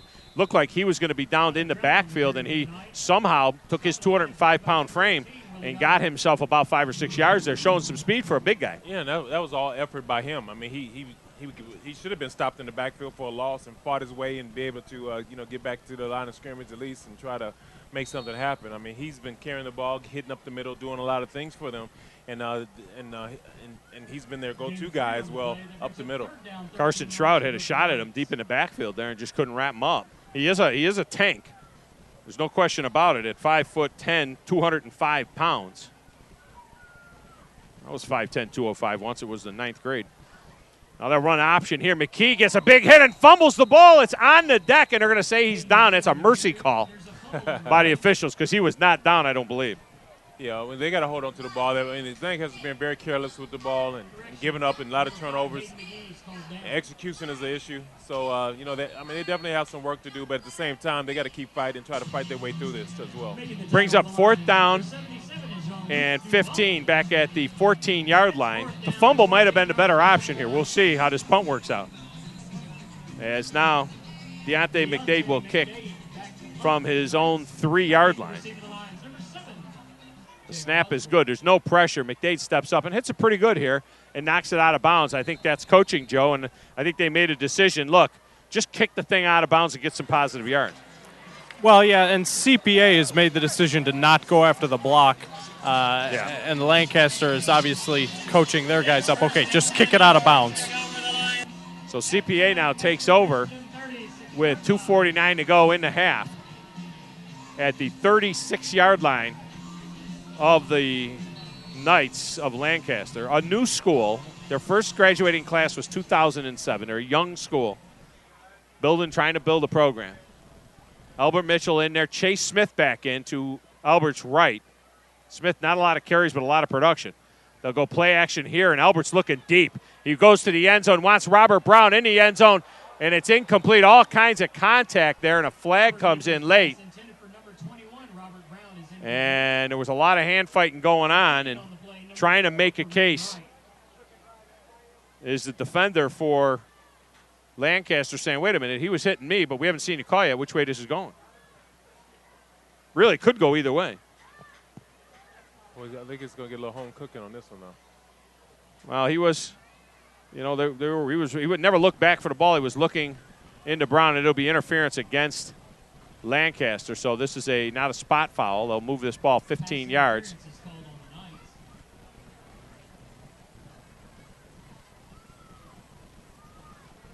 And now I'm not sure why the umpire is taking a walk back to wherever, and now he's wandering around with the football. And he'll finally figure out where 15 yards is and put it down. There you go. So the ball is at the 21-yard line of the Knights. Albert Mitchell. It's Robert Brown in the slot near side. Osborne comes to the near side as well. Thomas Richard to the far side. Landers in the backfield. Mitchell takes the snap, looks to throw again, looks deep, wants the end zone, has it with Thomas Richard. Oh, touchdown Lions. That was a good-looking pass. Yeah, that was a good pass. I mean, that was a great job by Richard keeping his body in between himself and the defender and making a big catch on the slant.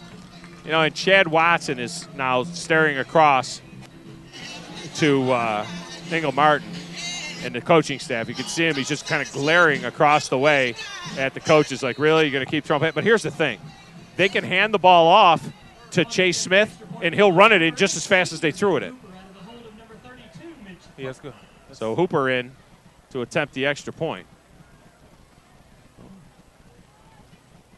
J.R. Osborne, the regular holder. This snap is botched, and it'll be recovered here by Lancaster. So the extra point is no good. 2:33 to go in the half. We'll take a break. 36-0 CPA leads. And this is CPA Lions football on Sports Radio 560 WNSR. Fumble recovered by number 7, Eric Evans. Can I just end this at halftime? Jeez. It's going to be a nightmare. It's just going to turn into a JV game, and we're going to have to find all these kids on a roster. This other coach is just looking Did like. you say they can start accelerating the clock? Yeah, they'll go running clock. Yeah, in the Austin second P. half. showdown at midfield. Did you see him? The way he was looking at him? The whole second half? Yeah, they'll go running clock the whole second half. They should. He just glared the whole time over at Ingle Martin. But you know what? That's crap. They could run the CPA ball. could score at will on this team. Any way they want. If they run the ball, they're going to score anyway. The coach should never look like that, man, because it's a game, you know? I mean, you're not going to take it easy. Well, he's like, yeah. Welcome back to the Lions Den. 22-yard touchdown pass from Albert Mitchell to Thomas Richard has the Lions out in front 36-0 for the chagrin of Chad Watson. He's upset. I understand he's upset, you know, but it's the first half. And, you know, Joe, it doesn't matter whether they're throwing the ball or running the ball. They'd run it in just as fast as they're throwing it in. It's almost a mercy killing. Yeah, honestly, CPA, they could score at will. They could block every punt. They could do whatever they want, honestly, in this game. And throwing the ball is being more merciful than running the ball. Yeah, I mean, it would be painful if they ran it on him. Osborne with the kick, J.R. Osborne. It goes to Deontay to the far side. He's got a little bit of a seam up the middle. He finds a hole and squirts through, and he's out across the 30-yard line, makes a man miss there, and now he'll be hauled down at the 37, but a flag comes in behind the play. I hate the old flag behind the play. Why call something that's behind the play? Unless it's going to hurt a kid. Why call something behind the play? Mad Max, I believe, is down on the field. Not feeling real good. We'll see what the call is as well. Max was actually the one with the tackle, 60. I don't have him on my roster. He's a younger kid, but he's the one that's down. You know who has him? Al Smith has him, because he's got the roster we'll be using in the second half for all of the youngins. And that's Tanner Cone. Tanner Cone. On that coverage there. Both sides take a knee. Cone looks like a guy. Freshman. Yeah, he's a freshman, and I'm going to just say, if he was a catcher, he took a short hop. All right? He took a 59-foot curveball that bounced up and got him in one spot that's not protected, because the coaches were standing over him, and they weren't even touching him. That's that deal where you take that shot, they ring the bell, you wait 7 seconds, and then you have 1 minute of the worst pain of your entire life. And the coaches looked down at him and said, "Well, no, we can do for you, boy. What do you want us to do? We can't do anything for you. It'll go away. Only time. Only time to heal that deal. Only time will heal that feeling." Now, we want to laugh, but we have all been there. So now Demetrius Rogers back at quarterback, which, by the way, I think is their best shot to get first downs. Rogers takes it on the option. He's bellying it backwards, though, which is a bad plan, and he gets tackled and hammered for a loss of about 3-4 yards on the play. 2:09 to go here in the first half. When you run the option, and that's their best shot, is to put the ball in Rogers' hand right from the snap, run the option, let him try and get a seam, run the fullback, run number one, Deontay McDade a little bit on it. But when you run the option, you want to attack the end. You know, you want to go downhill and attack the end. And when you start bellying it like that and taking a wide swing, you're going to have trouble, and that's what's going on there. Yeah, they definitely have to be more precise in their execution, and they're struggling with that at this time. It'll be interesting to hear Ingle Martin's comments at halftime. Chad Watson being upset. I don't know if he even noticed that, but we'll see. They fumble the snap here, and it is picked up by CPA. And again, you know, you can't. What are you not supposed to do? Not fumble, not recover the fumble. They can't get the snap off. And CPA recovers the fumble there, and they'll have it at the 15-yard line of the Lions. I said they're being very careless with the ball time, at the quarterback position. Because if you look at it, many times as the ball has been on the field with Demetrius and his nonchalant attitude as far as when it does get on the ground, that's, for a leader of your team, that's not good. Yeah, I don't know if it was his fault or the center's fault, but he made no effort to get it, that's for sure. He left it and looked at it like it was a hand grenade. So the first team offense back on the field at the 15-yard line. Albert Mitchell in the shotgun has Sam Landers next to him. Should we say run, Tom? I think they'll run it, and they do with Sam Landers right up the middle, and Landers plows forward for about 2.5, 3 yards.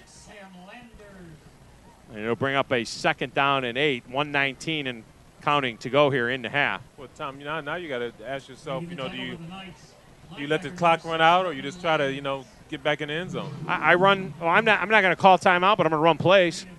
I can run 2 more plays.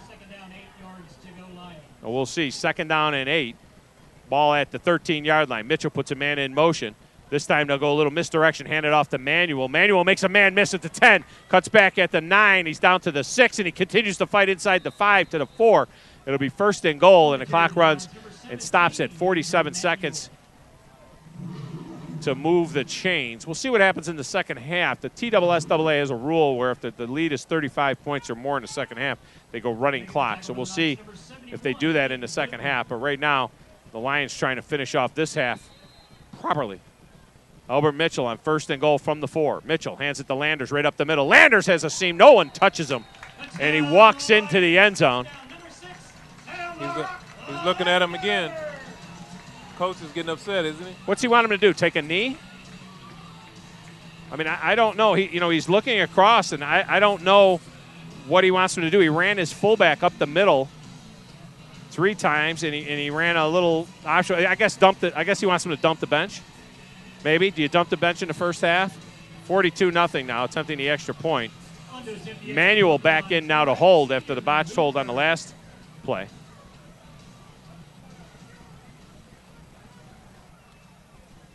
And they need a man up front. Well, Tom, CPA has the opportunity to play a lot of their players. A lot of these young players are going to get some invaluable experience going forward because they may need them down the road when injuries occur and building the program going forward. And you want them to play well. What he's going to want in the second half is he's going to want a clean effort out of those young guys. They're not going to necessarily have as much success, but you want them to get lined up properly, run plays, not be scatterbrained, that kind of thing. And so that'll be the challenge in the second half. You want to pay off those kids that have been working so hard all summer that haven't had a chance to play much. Exactly. So Ben Hooper now will attempt the extra point. They back it up 5 yards after the delay penalty, trying to get the right guys out there on the line. So it amounts to about a 25-yard field goal. Good work for a backup kicker. Snap is good. The hold is good. And the kick is good. Hooper's a good little kicker. Never going to get a chance to kick here. No, the kick is no good. I'm sorry, my bad. But J.R. Osborne's only a sophomore, so it's going to be tough for Ben Hooper ever to get a chance to kick much. 37 seconds to go, though, in the first half. We'll come back right after this. 42-0 is our score. CPA leading over LCA. Back with more right after this. This is CPA Lions football on Sports Radio 560 WNSR. CPA and Sports Radio. You've been that parent over there. So how worn out is this other team's defense? Oh, these kids are looking for the bus. I mean, the way this guy is acting. I mean, that last drive, the other coach came out to about the 35-yard line and walked out on the field and just glared over at the CPA sideline. The head coach? I guess their head coach. Yeah, the head coach is the guy pointing out stuff. He's at the 30 right there. Red-headed kid. I guess he wanted him to dump the bench, but, oh. I bet their bench still scores on them. Oh, I bet they do. They'll score 2 touchdowns. Welcome back to the Lions, then. It's a 4-yard touchdown run from Sam Landers. His first touchdown of the season for Mr. Landers. As the Lions up now by a score of 42-0. They've missed 3 extra points today. That's the only thing that's gone wrong. And Hooper gets a chance to kick off, and he'll kick what amounts to about a pooch kick here. It goes down to the 25-yard line, and it's taken there and getting cornered to the far side and getting around that corner, getting pushed out of bounds at the 35-yard line was number 4, and that's Kareem Wright for Lancaster. So we'll see now, first team defense comes out, and we'll see now what happens here. Just 29 seconds to go here in the half. And I remind people, of course, it's a different animal at college football, but, we've seen some mismatches already early in the college season. Oklahoma State beat Savannah State 84-0 last Saturday. And Savannah State this week plays Florida State. Well, the difference between that and high school, you know, they getting $800,000 to take that's that true. beating. That's true. They did get paid. Demetrius Rogers takes the snap from the quarterback position and will run the option and get about 3 or 4 yards out of the play as the clock will run down to 19 seconds, and there are no timeouts left for the Knights. So that will do it for the first half. We have reached halftime here at the Lions Den, CPA High School, on the campus of CPA High School here in Brentwood, Tennessee. The CPA Lions have owned the first half and lead it by a score of 42-0. Before we break, we'll get a comment here from Engel Martin with Joe Anthony as they go off. And it'll be some conversation as to how they'll attack here in the second half. In the first half, I say, you know, all's fair in love war in the first half of a football game, but certainly Chad Watson is not happy. Joe has Coach Engel Martin with him right now. Probably going to be a lot of conversation as well at halftime about how to get guys lined up and who's going to play in the second half. Coach, your team had 23 penalties in the first 2 games, but only 1 in the first half tonight. Was this something you guys focused on this week? We've been talking for the last couple of weeks, you know, in the off week about finishing and finishing the right way. You know, obviously a lot of those penalties are on us, the procedure penalties in the first couple games. So I think it's starting to register with our guys, and it's big as we head into district play here in a couple weeks. You guys lead big at half, but Lancaster, Coach Chad Watson, he seemed upset with the way that you guys were throwing late in the first half. Your thoughts on that? I don't think that he should be upset about anything. If he watches us, we ran for 300 yards in our first 2 games, and so really I kind of look at that as a little bit different than he does. You know, we ran the ball pretty well when we ran it. All right, Coach, good luck in the second half. Yeah, and Joe asked the right question there, and he's exactly right. They're doing what they don't do well. Watch what you ask for. What do you want me to do? Run the ball? The way we run the ball, you know, it's very, very tough. And you wonder, though, if Chad Watson was looking at Engel Martin, or was he looking at Steve Watson, his old line coach from Austin Peay, looking for some mercy? No, Chad, he's looking out for his players, but you got to look at CPA's situation. CPA is trying to work on what they need to work on. You know, coming off the bye week, I mean, they've been running the ball real well the first 2 weeks of the season, had some penalties and had some mishaps. They was working on those type of things. Coming into this game, Engel wants to work on what he's been weak at up to this point, and that's the passing game, trying to get Albert some good throws, some good route combinations, trying to get it to the receivers, making some big plays. They made the catches for him. Wasn't a lot of drops today. So you have to be, you know, like and try to work on these things, because as you go down the road and play against these tougher teams, they're going to need that passing game. You're not going to be able to run the ball all the time. Well, as much as we'd like to send you to a more competitive game for the second half, we won't. We'll be back with this second half, and we'll have a lot of new names, I'm sure, for you with CPA football. We'll come back with our halftime show right after this. This is CPA Lions football, 42-0 at the half on Sports Radio 560 WNSR. CPA and Sports Radio 560 WNSR right here. Hey, make this. Hey, Al, 4 feel minutes. that summer heat? 4 minutes. Man, I feel like going down to the Gulf Shore, taking some of that fine Cajun cuisine. Now, dog, why do you want to run all the way down there when we've got all the Cajun you can handle right here at Cajun Steamer in Cool Springs? Oh, yeah, I can get me some of that chicken gumbo, po' boy, maybe some of that shrimp etouffee, chanson. Oh, man, there you go again. Look, Cajun Steamer has all the traditional Cajun foods with a fun, friendly atmosphere. When you walk in the place, you feel like you're in New Orleans. The spices, sauces, flavors all mean one thing: pure, authentic Cajun at Cajun Steamer in Cool Springs. And they've got tremendous grouper as well, plus happy hour from 3 to 7 Monday through Friday and 1 to 5 on Sunday. You've got it, dog.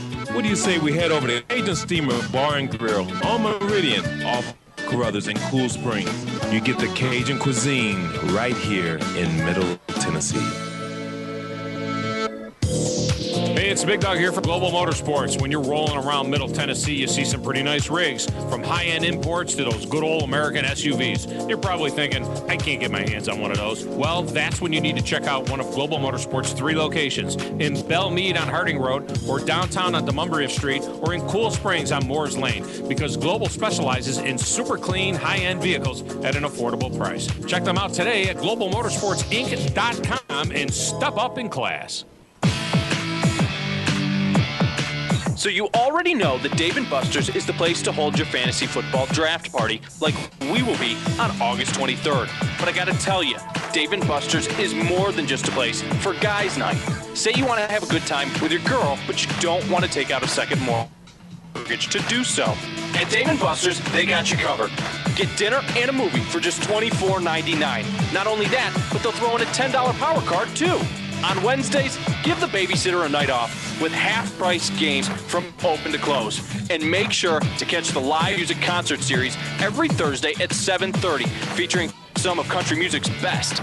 You're not Rico Suave, so take off that vest and get your girl over to Dave & Buster's at Opry Mills. Dave & Buster's, we go strong all week long. Great food, great atmosphere, and a great time. Make it a Dave & Buster's night tonight. That's Dave & Buster's at Opry Mills. Hi, folks. This is Steve Brink with Crest Honda. Before you buy your next new or pre-owned vehicle, we'd like to invite you to go on our website and look at the prices of ours. True Price is a completely different buying experience. We don't pay our salespeople on commission, so essentially they're there to help you find a car that you want to buy and meet your needs. Visit us online at cresthonda.com or here at the dealership, I-65, exit 85 on Rosa L. Parks Boulevard. True Price, the best way to buy a Honda. This is Brandon from Brentwood Jewelry. I would like to invite you to stop by and see us, whether you're in a large selection of many unique and one-of-a-kind pieces of jewelry and our watches, or have a seat and enjoy designing your own piece of jewelry on our new counter sketch software where you have the opportunity to build something the way you want. We're here for you Monday through Friday 9 to 6, Saturday 9 to 4, or give us a call at 373-5959. Mike, WNTC, Breaksboro.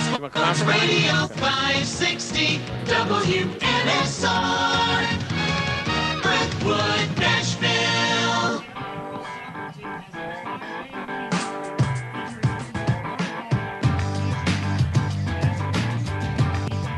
And welcome back to the Lions Den. Tom Abraham along with Al Smith and Joe Anthony today on the game as the Lions leading 42-0 over Lancaster Christian. And we're joined now by the athletic director here at CPA, Mike Elson. Mike, welcome in. How are you? I'm doing fine. Thanks for having me, Tom. Well, we appreciate you guys having us doing our first game here at the Lions Den after a couple of games on the road, that very exciting CPA game and a game at Kenwood last week, a high-scoring affair 2 weeks ago, I should say. Our first chance to come here, and let me just compliment you on all of your facilities, the baseball facilities, softball, this beautiful football facility, the locker room, everything. I mean, this is all first-rate, beautiful, beautiful campus. Thank you. It's a lot of fun to get to have some home games. I remember when we started playing football, we played over at Bellevue Middle School and moved in here in September of '99. So yeah, it's a lot of fun. Well, you can then feel a little bit for what Lancaster Christian is going through. They're building a program over there. It's a very new school. Just had their first graduating class in 07. They need games. You need games. So this game gets scheduled. But, it's tough for them. It'll be an opportunity, I think, for Coach Martin to play a lot of those young guys he's got down there clad in purple. That's right. He's got 83 players. They all should have an opportunity here in the second half. And it does remind me of when we started in the 90s. Our first season was 93, and Tom, for the first 3 or 4 years, we were like everybody's homecoming. So yeah, it has been a little bit of a reflective night for us.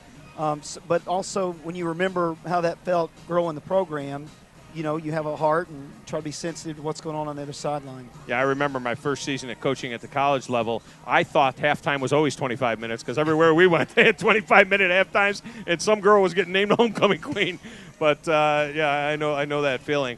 Talk a little bit, though, about the overall athletic program here because, of course, the boys and girls both tremendous in basketball. The basketball programs are outstanding, 12-2 last year with the football, and it's just it's more than it's more than one sport around here. It seems like a commitment to athletics across the board.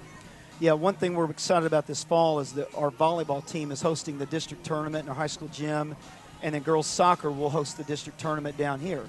So having both of those girls' sports, and they both started off with good seasons, having them at home, is a nice little advantage, and plus it gives you an opportunity to be a host of the rest of the district. So we try to be about more than football here. We have a good golf team. Girls golf is strong this year. I think boys are like 8-2. Girls have started out 5 or 6 wins, 1 loss. So for us, we're glad to be competitive on the field, not on the football field, but across the board athletically. Our first cross-country meets tomorrow.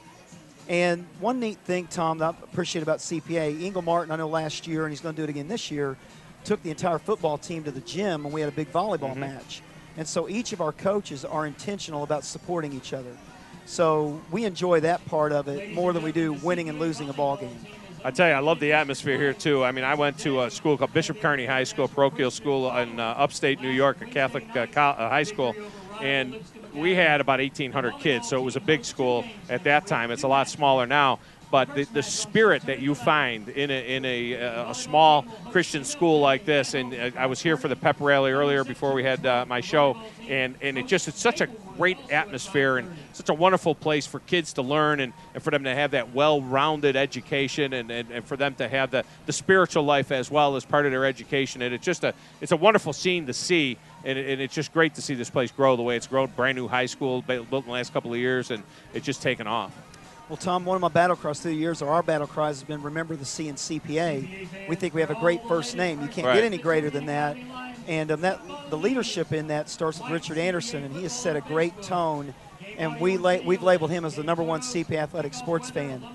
You'll find Richard then on the sidelines in a soccer game or on the bench with the volleyball team.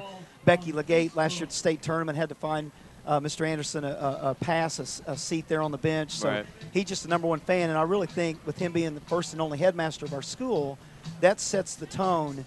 And then we have tremendous families, and they come to our school for the right reasons. They have a servant's heart, and they contribute and support each other. So for me, I think it's a utopic situation, or as close as one you can find in education. Yeah, it's a great atmosphere. I come over, and Al and I come over every Tuesday morning and meet with Engel and go in his classroom and watch a little bit of the film and so on. And you can just see it. You can see the discipline in the kids, and you can see the good feeling that the kids have. And I hate to say it this way, but it almost feels like it's 1955 when you walk in the halls sometimes. You know, it's like it takes you back, and you feel safe. You feel like it's high school. You know what I mean? And it isn't something where you got to worry about having metal detectors to get into the school and all the things that we see and some of the terrible stories that we hear at some of the schools, around the country now. That's right. And a lot of us as coaches, teachers, educators, we all talk about how thankful we are to get to pull up in this parking lot every day and work at this school. And God has protected this school and made it a special place. Every school has its problems, and we've got our little problems. But overall, this place is an amazing place to get to be a part of. CPA football, Coach, I appreciate you taking a few minutes to join us here, and I really appreciate you allowing us to do this year and to partner up with CPA. We're having a great time doing it, and we hope it's something that will last a long time. Well, Tom, we appreciate you and Al joining us every week. We feel like it's taken us to another level, so thank you to 560 and to you and Al. Well, and if you ever get in a road situation, we got some trouble, you got a couple of guys that can help you get out. Got a couple of bodyguards here. We can help you get out of there. That would be Al and Joe Anthony. I'm just going to stand behind them and say, go over there. You're driving the truck. You got the getaway car. I got the getaway car. All right, appreciate you, Coach. Thank you, Tom. Mike Elson, the AD here at CPA. We'll take a break. We'll come back, take a look at the halftime statistics. 42-0 is the score. CPA over Lancaster Christian. Back with more right after this. It's CPA Lions football on Sports Radio 560 WNSR.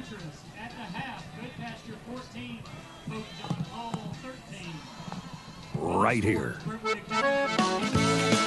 Hey, Al, feel that summer heat? Man, I feel like going down to the Gulf Shore, taking some of that fine Cajun cuisine. Now, dog, why do you want to run all the way down there when we've got all the Cajun you can handle right here at Cajun Steamer in Cool Springs? Oh, yeah, I can get me some of that chicken gumbo, a po' boy, maybe some of that shrimp etouffee, charchon. Oh, man, there you go again. Look, Cajun Steamer has all the traditional Cajun foods with a fun, friendly atmosphere. When you walk in the place, you feel like you're in New Orleans. The spices, sauces, flavors all mean one thing: pure, authentic Cajun at Cajun Steamer in Cool Springs. And they've got tremendous grouper as well, plus happy hour from 3 to 7 Monday through Friday and 1 to 5 on Sunday. You got it, dog. What do you say we head over to Cajun Steamer Bar and Grill on Meridian off Carruthers in Cool Springs to get the Cajun cuisine right here in Middle Tennessee.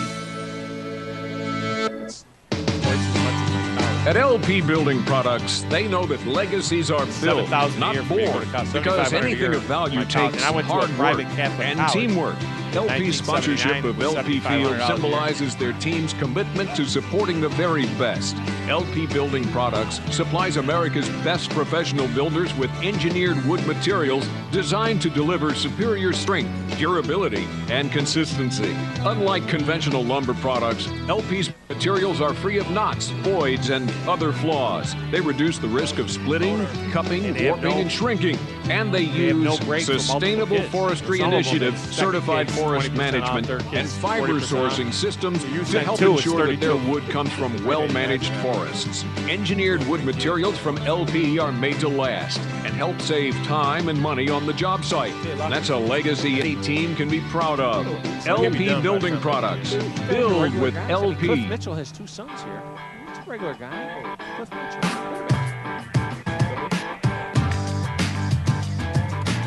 Welcome back to the Lions. Now let's take a look at the halftime statistics here. The big number, of course, the CPA Lions leading by a score of 42-0. The yards aren't what you might think, as lopsided as this game is.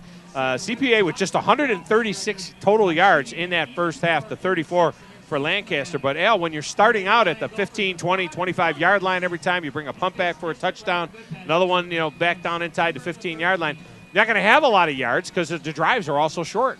Yeah, Lancaster's not giving themselves an opportunity to even stay in the game because of the fact that they started the game off with turnovers. They have penalties, no continuity in the offense and doing things like that. And just the body language. I'm not liking the body language that they have going out there. But I do like what CPA did. Coming off a bye week, trying to establish some of the things that need to work on. Some of the things that you are kind of weak at, so to speak, statistically, to give them an opportunity to come out here and work on their craft and stay sharp and stay effective, and they've done that for the most part on both sides of the ball. I'm going to give you 2 stats. One's the most worthless stat in all of football, and one's the most important stat in all of football. The most worthless stat is time of possession. And Lancaster's had the ball for 18 minutes and 13 seconds to only 5 minutes and 41 seconds for CPA. It's meaningless. What's important is turnovers. And Lancaster's turned the ball over 3 times. CPA hasn't turned it over, so CPA came into the game +5. They're now +8 in the turnover battle. That's the stat you got to take care of, and as long as you're getting the ball and you're getting those extra possessions, you're going to be all right. Yeah, and Lancaster's not even protecting the ball. Some of those fumbles could have been avoided.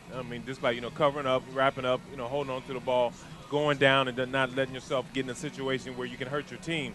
And in a way, you kind of feel for the coach in that there's a new program. They're trying to work through some things. They do have some athletes. They do have some playmakers. But, they have to be more creative and try to get them the ball in different situations. Albert Mitchell, 5 of 10 in the first half, 60 yards, 23 yards on the long. He did throw 2 touchdown passes. Chase Smith only carried the ball 4 times in the first half. And he won't play, I'm sure, in the second half. But he had 4 carries, 55 yards for Chase. The long, a 32-yard run. He had 2 touchdowns in the half, averaging 13.8 yards per carry. Sam Landers carried it 3 times for 12 yards. Andrew Manuel had 1 carry for 9 yards in the game. Thomas Richard, two catches for 22 yards and 1 touchdown. Thomas Brown, as they got the tight end, which is really deceptive. He's more of a slot than anything else. He carried it 3 times, or caught 3 passes for 38 yards in that first half. The long being a 23-yarder. Not much on the stat sheet when you look at the Lancaster Knights here. Demetrius Rogers is just 1 of 1 completion for a -6 yards. Tyler Drone, 9 carries for 24 yards. Demetrius Rogers, 11 carries, 20 yards. Jacob Fries has a carry for a -7 yards. Hayden McGee has 3 for 3 yards. And Deontay McDade, only 1 carry for 4 yards. So not much going on there for Lancaster. All right, we'll take our final break and come back, have second half action.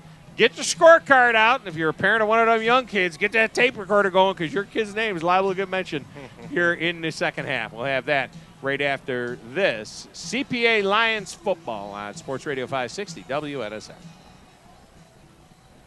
Radio 560 WNSR. Hey, you got me? Right here. Yeah. Hey, it's Big Dog here for Global Motorsports. I just told Trotzy nice from high-end said, hey, Tom Abraham's up there doing the game. He said he's going to need some filler in the second half, and he laughed, and he said Tell him I'll stop by. So keep an eye out for him. Does he have a kid here? Or downtown on Columbia Street. We're in Cool Springs. Yes, on Trotzy, Moore's if he has a kid here? Specializes in Hear me? super clean, Yeah. high-end vehicles. I don't know. He said he was going to. He said he was going to stop by. Does he have a kid here? Yeah. He does? He said he's going to come up and see you. Tell him where we're at. So you already know that Dave & Buster's is the place to hold your fantasy football draft party like we will be on August 23rd. But I got to tell you, Dave & Buster's is more than just a place for guys' night. Say you want to have a good time with your girl, but you don't want to take out a second mortgage to do so. At Dave & Buster's, they got you covered. Get dinner and a movie for just $24.99. Not only that, but they'll throw in a $10 power card too. On Wednesdays, give the babysitter a night off with half-price games from open to close. And make sure to catch the live music concert series every Thursday at 7:30, featuring some of country music's best. You're not Rico Suave, I just saw a take guy off that and get your girl who's an over usher to at Dave & church. Stop. The guy that has the business. Busters. We go strong The guy that all does the week printing long. and all that stuff. Great atmosphere. he's a parent And a great time. Make it a Dave & Buster's night tonight. That's Dave & Buster's at Opry Mills. What company? What was his name? Remember the guy who did stuff for he did those lousy hats for you. This is Brandon from Brentwood Jewelry. I would like to invite you to stop by and see us, whether you're in the market for a piece of jewelry or not. Come by and let he us was one of clean the head check ushers at the church. He's the guy that did the little buttons, because you don't come to the front with pieces of He's jewelry. got those little blue buttons that everybody wears. Designing your own piece of jewelry on our new software, where you have the opportunity to build something the way you want it. We're here for you Monday through Friday, 9 to 6, Saturday, 9 to 4, or give us a call at 373-5959. What is it? RJ Young did the sound system. See all them beats? They sponsored. And welcome back to the Lions then. Tom Abraham along with Al Smith, Joe Anthony roaming the sidelines, and Joe's had some celebrity sightings down on the sidelines. I understand that Predators coach Barry Trotz is a CPA family, and he is in the crowd tonight, and he may stop by and see us a little bit later on. Yeah, I walked by him. He's wearing a Yankees hat. And I was like, hey, I know that guy. Hey, where's your neck? He might not have a hockey season to get ready for too soon, but maybe we'll get a chance to talk to him a little bit. CPA warming up here, getting loose, and Al, the opportunity now for a lot of kids to get in, and you see, it looks like I think we're going to see a quarterback for CPA, Scotty Hudson, who is a sophomore quarterback, and he is perceived to possibly be the heir apparent.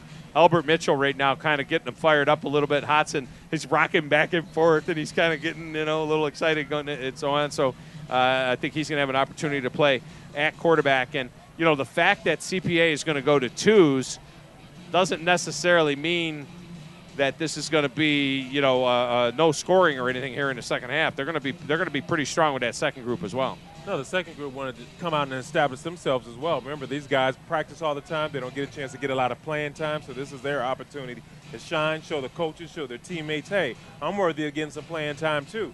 So these guys are going to come out here and fight for some job, fight for some playing time. So it's going to be an exciting time for not only them, for their parents and everyone involved, because of the fact that, hey, these are the guys that's going to be the mainstays of the program going forward. So you got to get these guys some playing time and some experience and get their confidence going so they can continue to build and work hard and be rewarded for their hard work, so to speak, for everything that they've done up to this point. Well, it should be noted, too, we talked about the big crowd here tonight. There's probably 3,000 here in attendance. Their parents are here, too, those other guys. And an opportunity, they put a lot into their kids' education. They make the sacrifices so their kid could come here and go to CPA.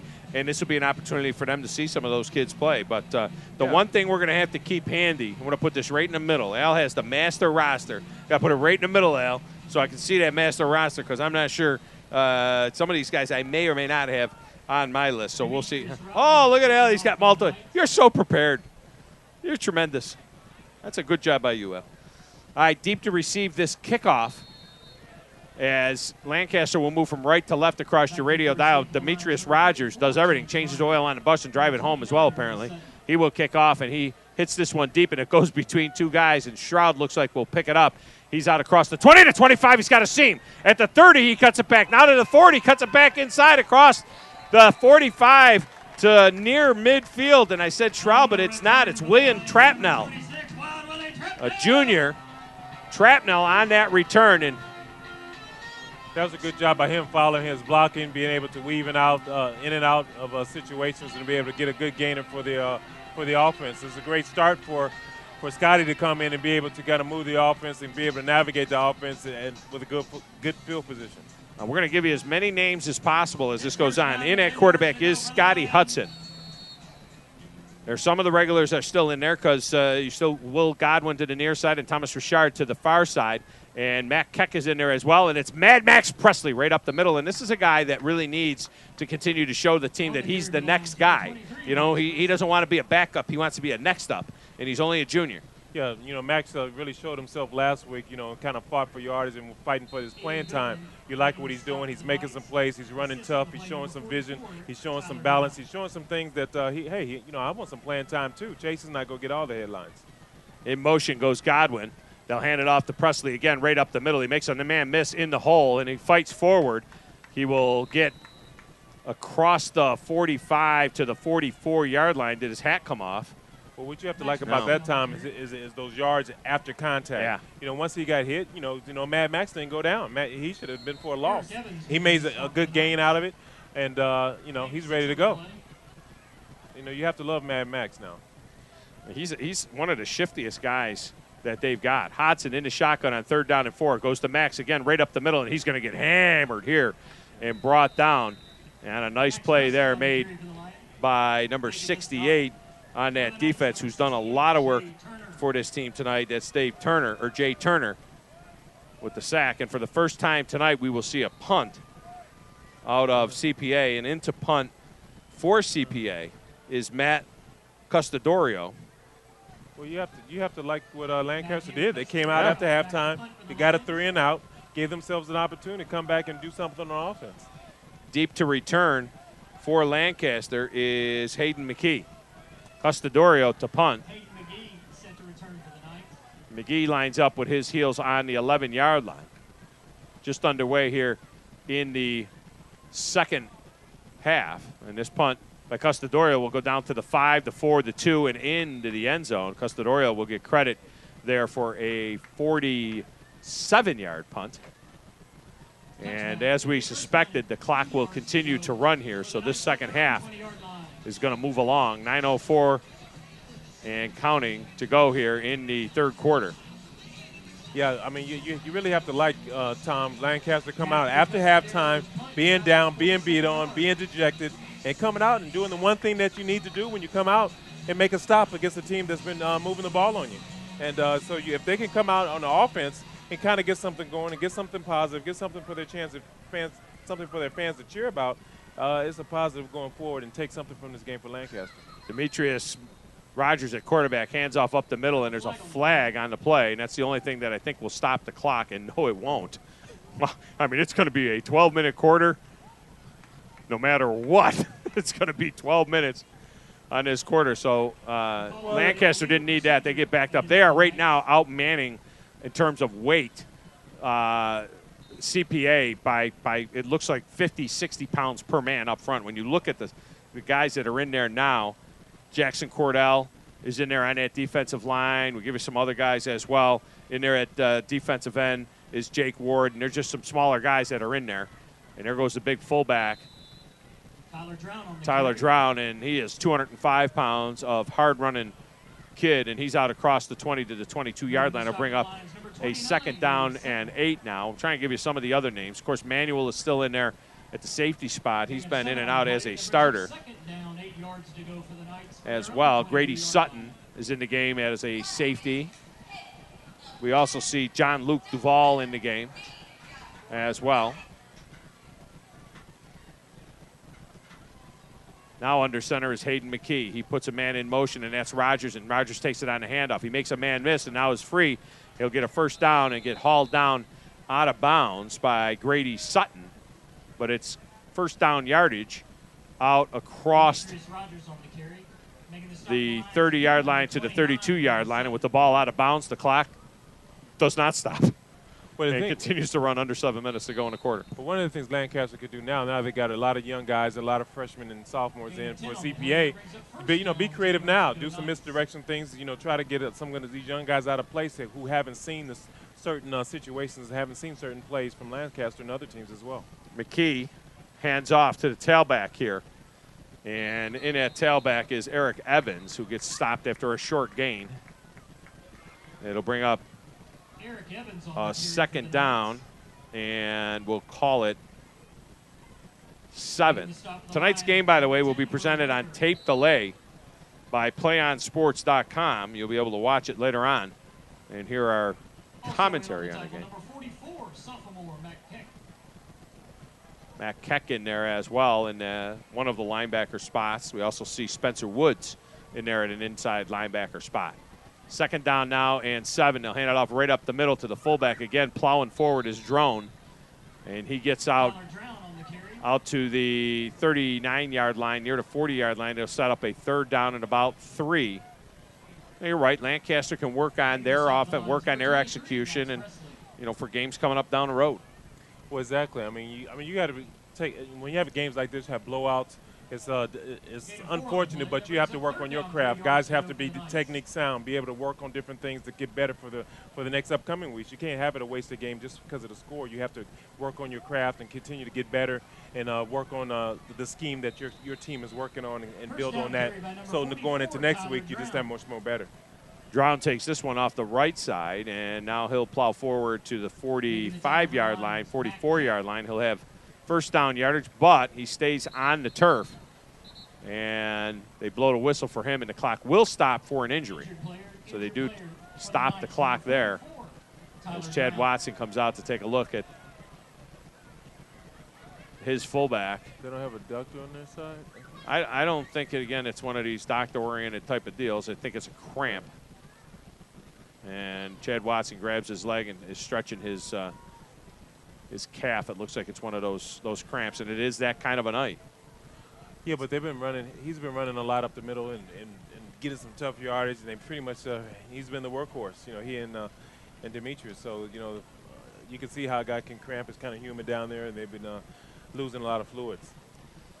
And the team doctor from the CPA side will come out and take a look at the young man. Next week, it'll be Stratford for CPA, and that game will be played right back here at the Lions Den. Oh, no, check that. It is away. It's at Stratford. And then it'll be back for Davidson Academy on December 21st. Then it's homecoming. East Lit will be here on September 28th. October 4th, that's a big one, Maplewood. That will be a Thursday night game. Will be carried live on TV. It'll be the high school game of the week on May 30. We'll be here to broadcast it on radio as well. Not that Kevin Ingram and Kelly Holcomb don't do an excellent job, but if you're a CPA fan, you might want to turn the volume down and listen to Al and I do that broadcast as well. Joe Anthony down on the sideline. Joe? Yeah, and Tom, as the CPA Lions take a knee and wait for this injury, I will say that the CPA coaches are excited to see some of these younger guys get into the game, but that doesn't mean that they won't be coaching these guys up. Some of these guys are going to get some real experience here tonight and experience of how a coach talks to a player when he does a wrong assignment or doesn't do the correct assignment. And you got to keep coaching them, too. That's it. It's very important for coaches to have their same demeanor when it comes to the younger kids because they want to know that they're loved, too, that they care about what they do, too. So you got to coach these kids up just as much. Here's a ball handed off right up the middle on a first down and 10 from the 44 out across the 46 to the 47-yard line. And, Al, when you're dealing with young players, those guys want to know that the coach is watching them, that he cares about them, and that they're going to watch that movie. And on Monday when they bring the kids in, you don't just watch the first half and then go out to practice. You watch the second half, too, so the regulars can watch the young guys and pull for them. Yeah, because, your teammates, you don't want to rally around your teammates and know that they're doing well and doing their assignments, doing good things, learning from each other. I mean, this is a great opportunity for these young guys because, normally they wouldn't get this type of playing time, these type of game situations, and they just have to step up and be able to get good opportunity. This is the first opportunity for them. And McKee takes this one, or check that. Demetrius Rogers taking this one right up the middle, breaks it out to the right side, down across the 30 to 25, 20 into the 19-yard line. And, well, there's an opportunity for Rogers to have some success there and build his confidence. Well, that was great play by him, making some nice moves, what have you. A great tackle. That it should have been a touchdown, but that was a great tackle by the CPA secondary to keep him out of the end zone. So the Lancaster has to keep building on this. This is the longest drive of the game, the most confidence they have. You can see the little pep in the step, so to speak, in their trying to get in the end zone. 1st and 10 now inside the 20-yard line. And they'll hand this one off right up the middle, and that's Eric Evans on the carry, and he'll gain a little bit of yardage as well now. And this is that point in time where the first-team defense starts imploring the young defense to protect their shutout. We want the shutout. We get ice cream for the shutout. Give us the shutout. And we'll see if they can help them. Lancaster trying to avoid that, certainly, and Hayden McKee under center now. It's 2nd down and 5 from the 14-yard line. He'll hand it off to Rogers. Rogers looking for some room near side. It's bottled up there, and making the tackle is Manuel, along with number 10. That's Will Whitaker with the cast on his hand, a sophomore helping out on the tackle. It'll bring up a 3rd down now and 4 from the 12-yard line. Yeah, they need to. Lancaster needs to try to score on this one because they build up their confidence. But this would be a great confidence builder for the young guys. The young kids, yeah. To be able to come out and stop them. They've been getting drove on, so to speak, on this whole drive, and be able to stop them and do something at this point to keep them out the end zone. McKee under center. Demetrius Rogers to the right side. They'll hand it off right up the middle. Eric Evans has it. He's picking his way through the defense. He has 1st down yardage down to the 5-yard line, where it'll be a 1st down and goal at the 4 for Lancaster as they're trying to mount some sort of a drive. 1:48 to go in a rapidly moving 3rd quarter. Can you see a little pep in the step? The quarterback wasn't walking. Sure, they were walking back and forth to the sideline. Now he's jogging. Give me the ball. I want the ball. So McKee is still at center. The tailback will be Demetrius Rogers. He has Eric Evans with him in the backfield. Well, you know who's getting the ball. And it's going to be Rogers right up the middle. Rogers makes a move, and he's into the end zone for a Lancaster Knights touchdown. So the Knights get on the board with 1:15 to go here in the 3rd quarter. 42-6 now. And we'll see what they do. Do they have a place kicker? We haven't seen much of it. Well, there's a block on the field. And it looks like number 11 has the ball on the tee. That's Marcelo Carrasco. And Carrasco approaches and kicks. A good-looking kick. And it's up and good. So 1:15 to go here in the 3rd. And our new score, CPA 42, Lancaster 7. We'll be back with the kickoff right after this at CPA Lions football on Sports Radio 560 WNSR. CPA and Sports Radio 560 WNSR right here. Hi, folks. This is Steve Brink with Crest Honda. Before you buy your next new or pre-owned vehicle, we'd like to invite you to go on our website and look at the prices of ours. True pricing is a completely different buying experience. We don't pay our salespeople on commission, so essentially they're there to help you find a car that you want to buy and meet your needs. Visit us online at cresthonda.com or here at the dealership, I-65, exit 85 on Rosa L. Parks Boulevard. True pricing, the best way to buy a Honda.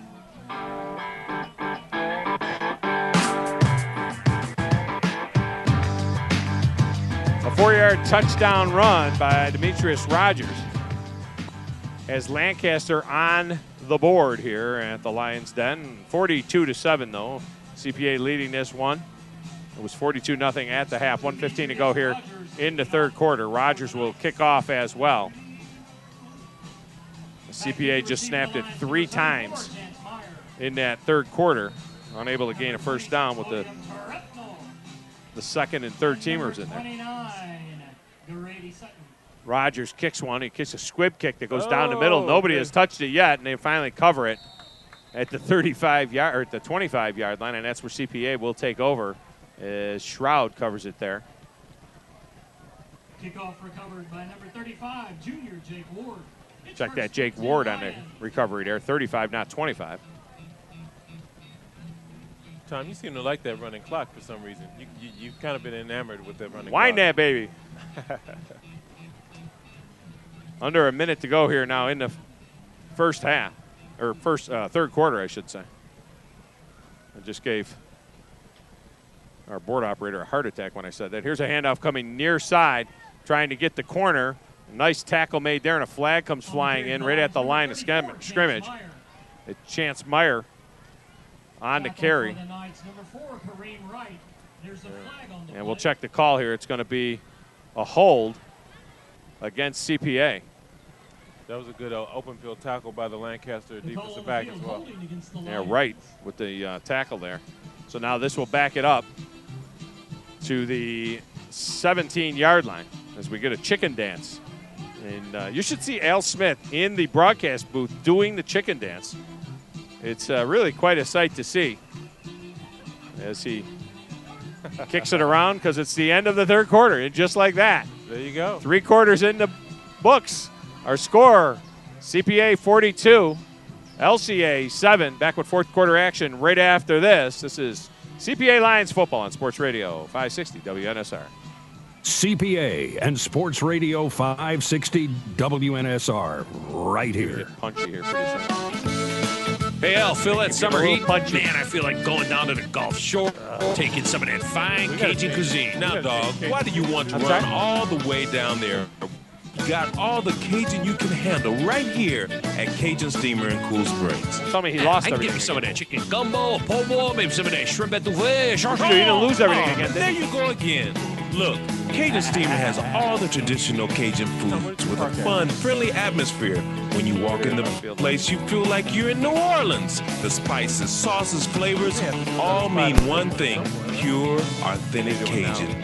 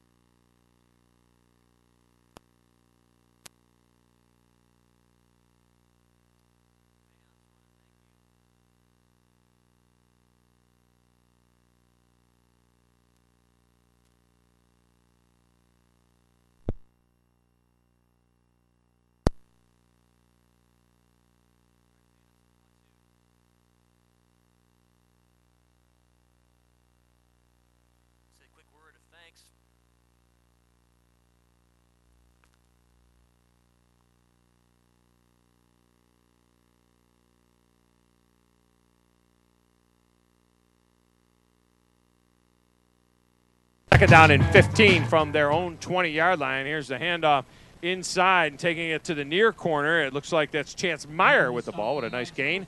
They'll get back to the original line of scrimmage, and it will be third down and 10 as we are now into the fourth quarter.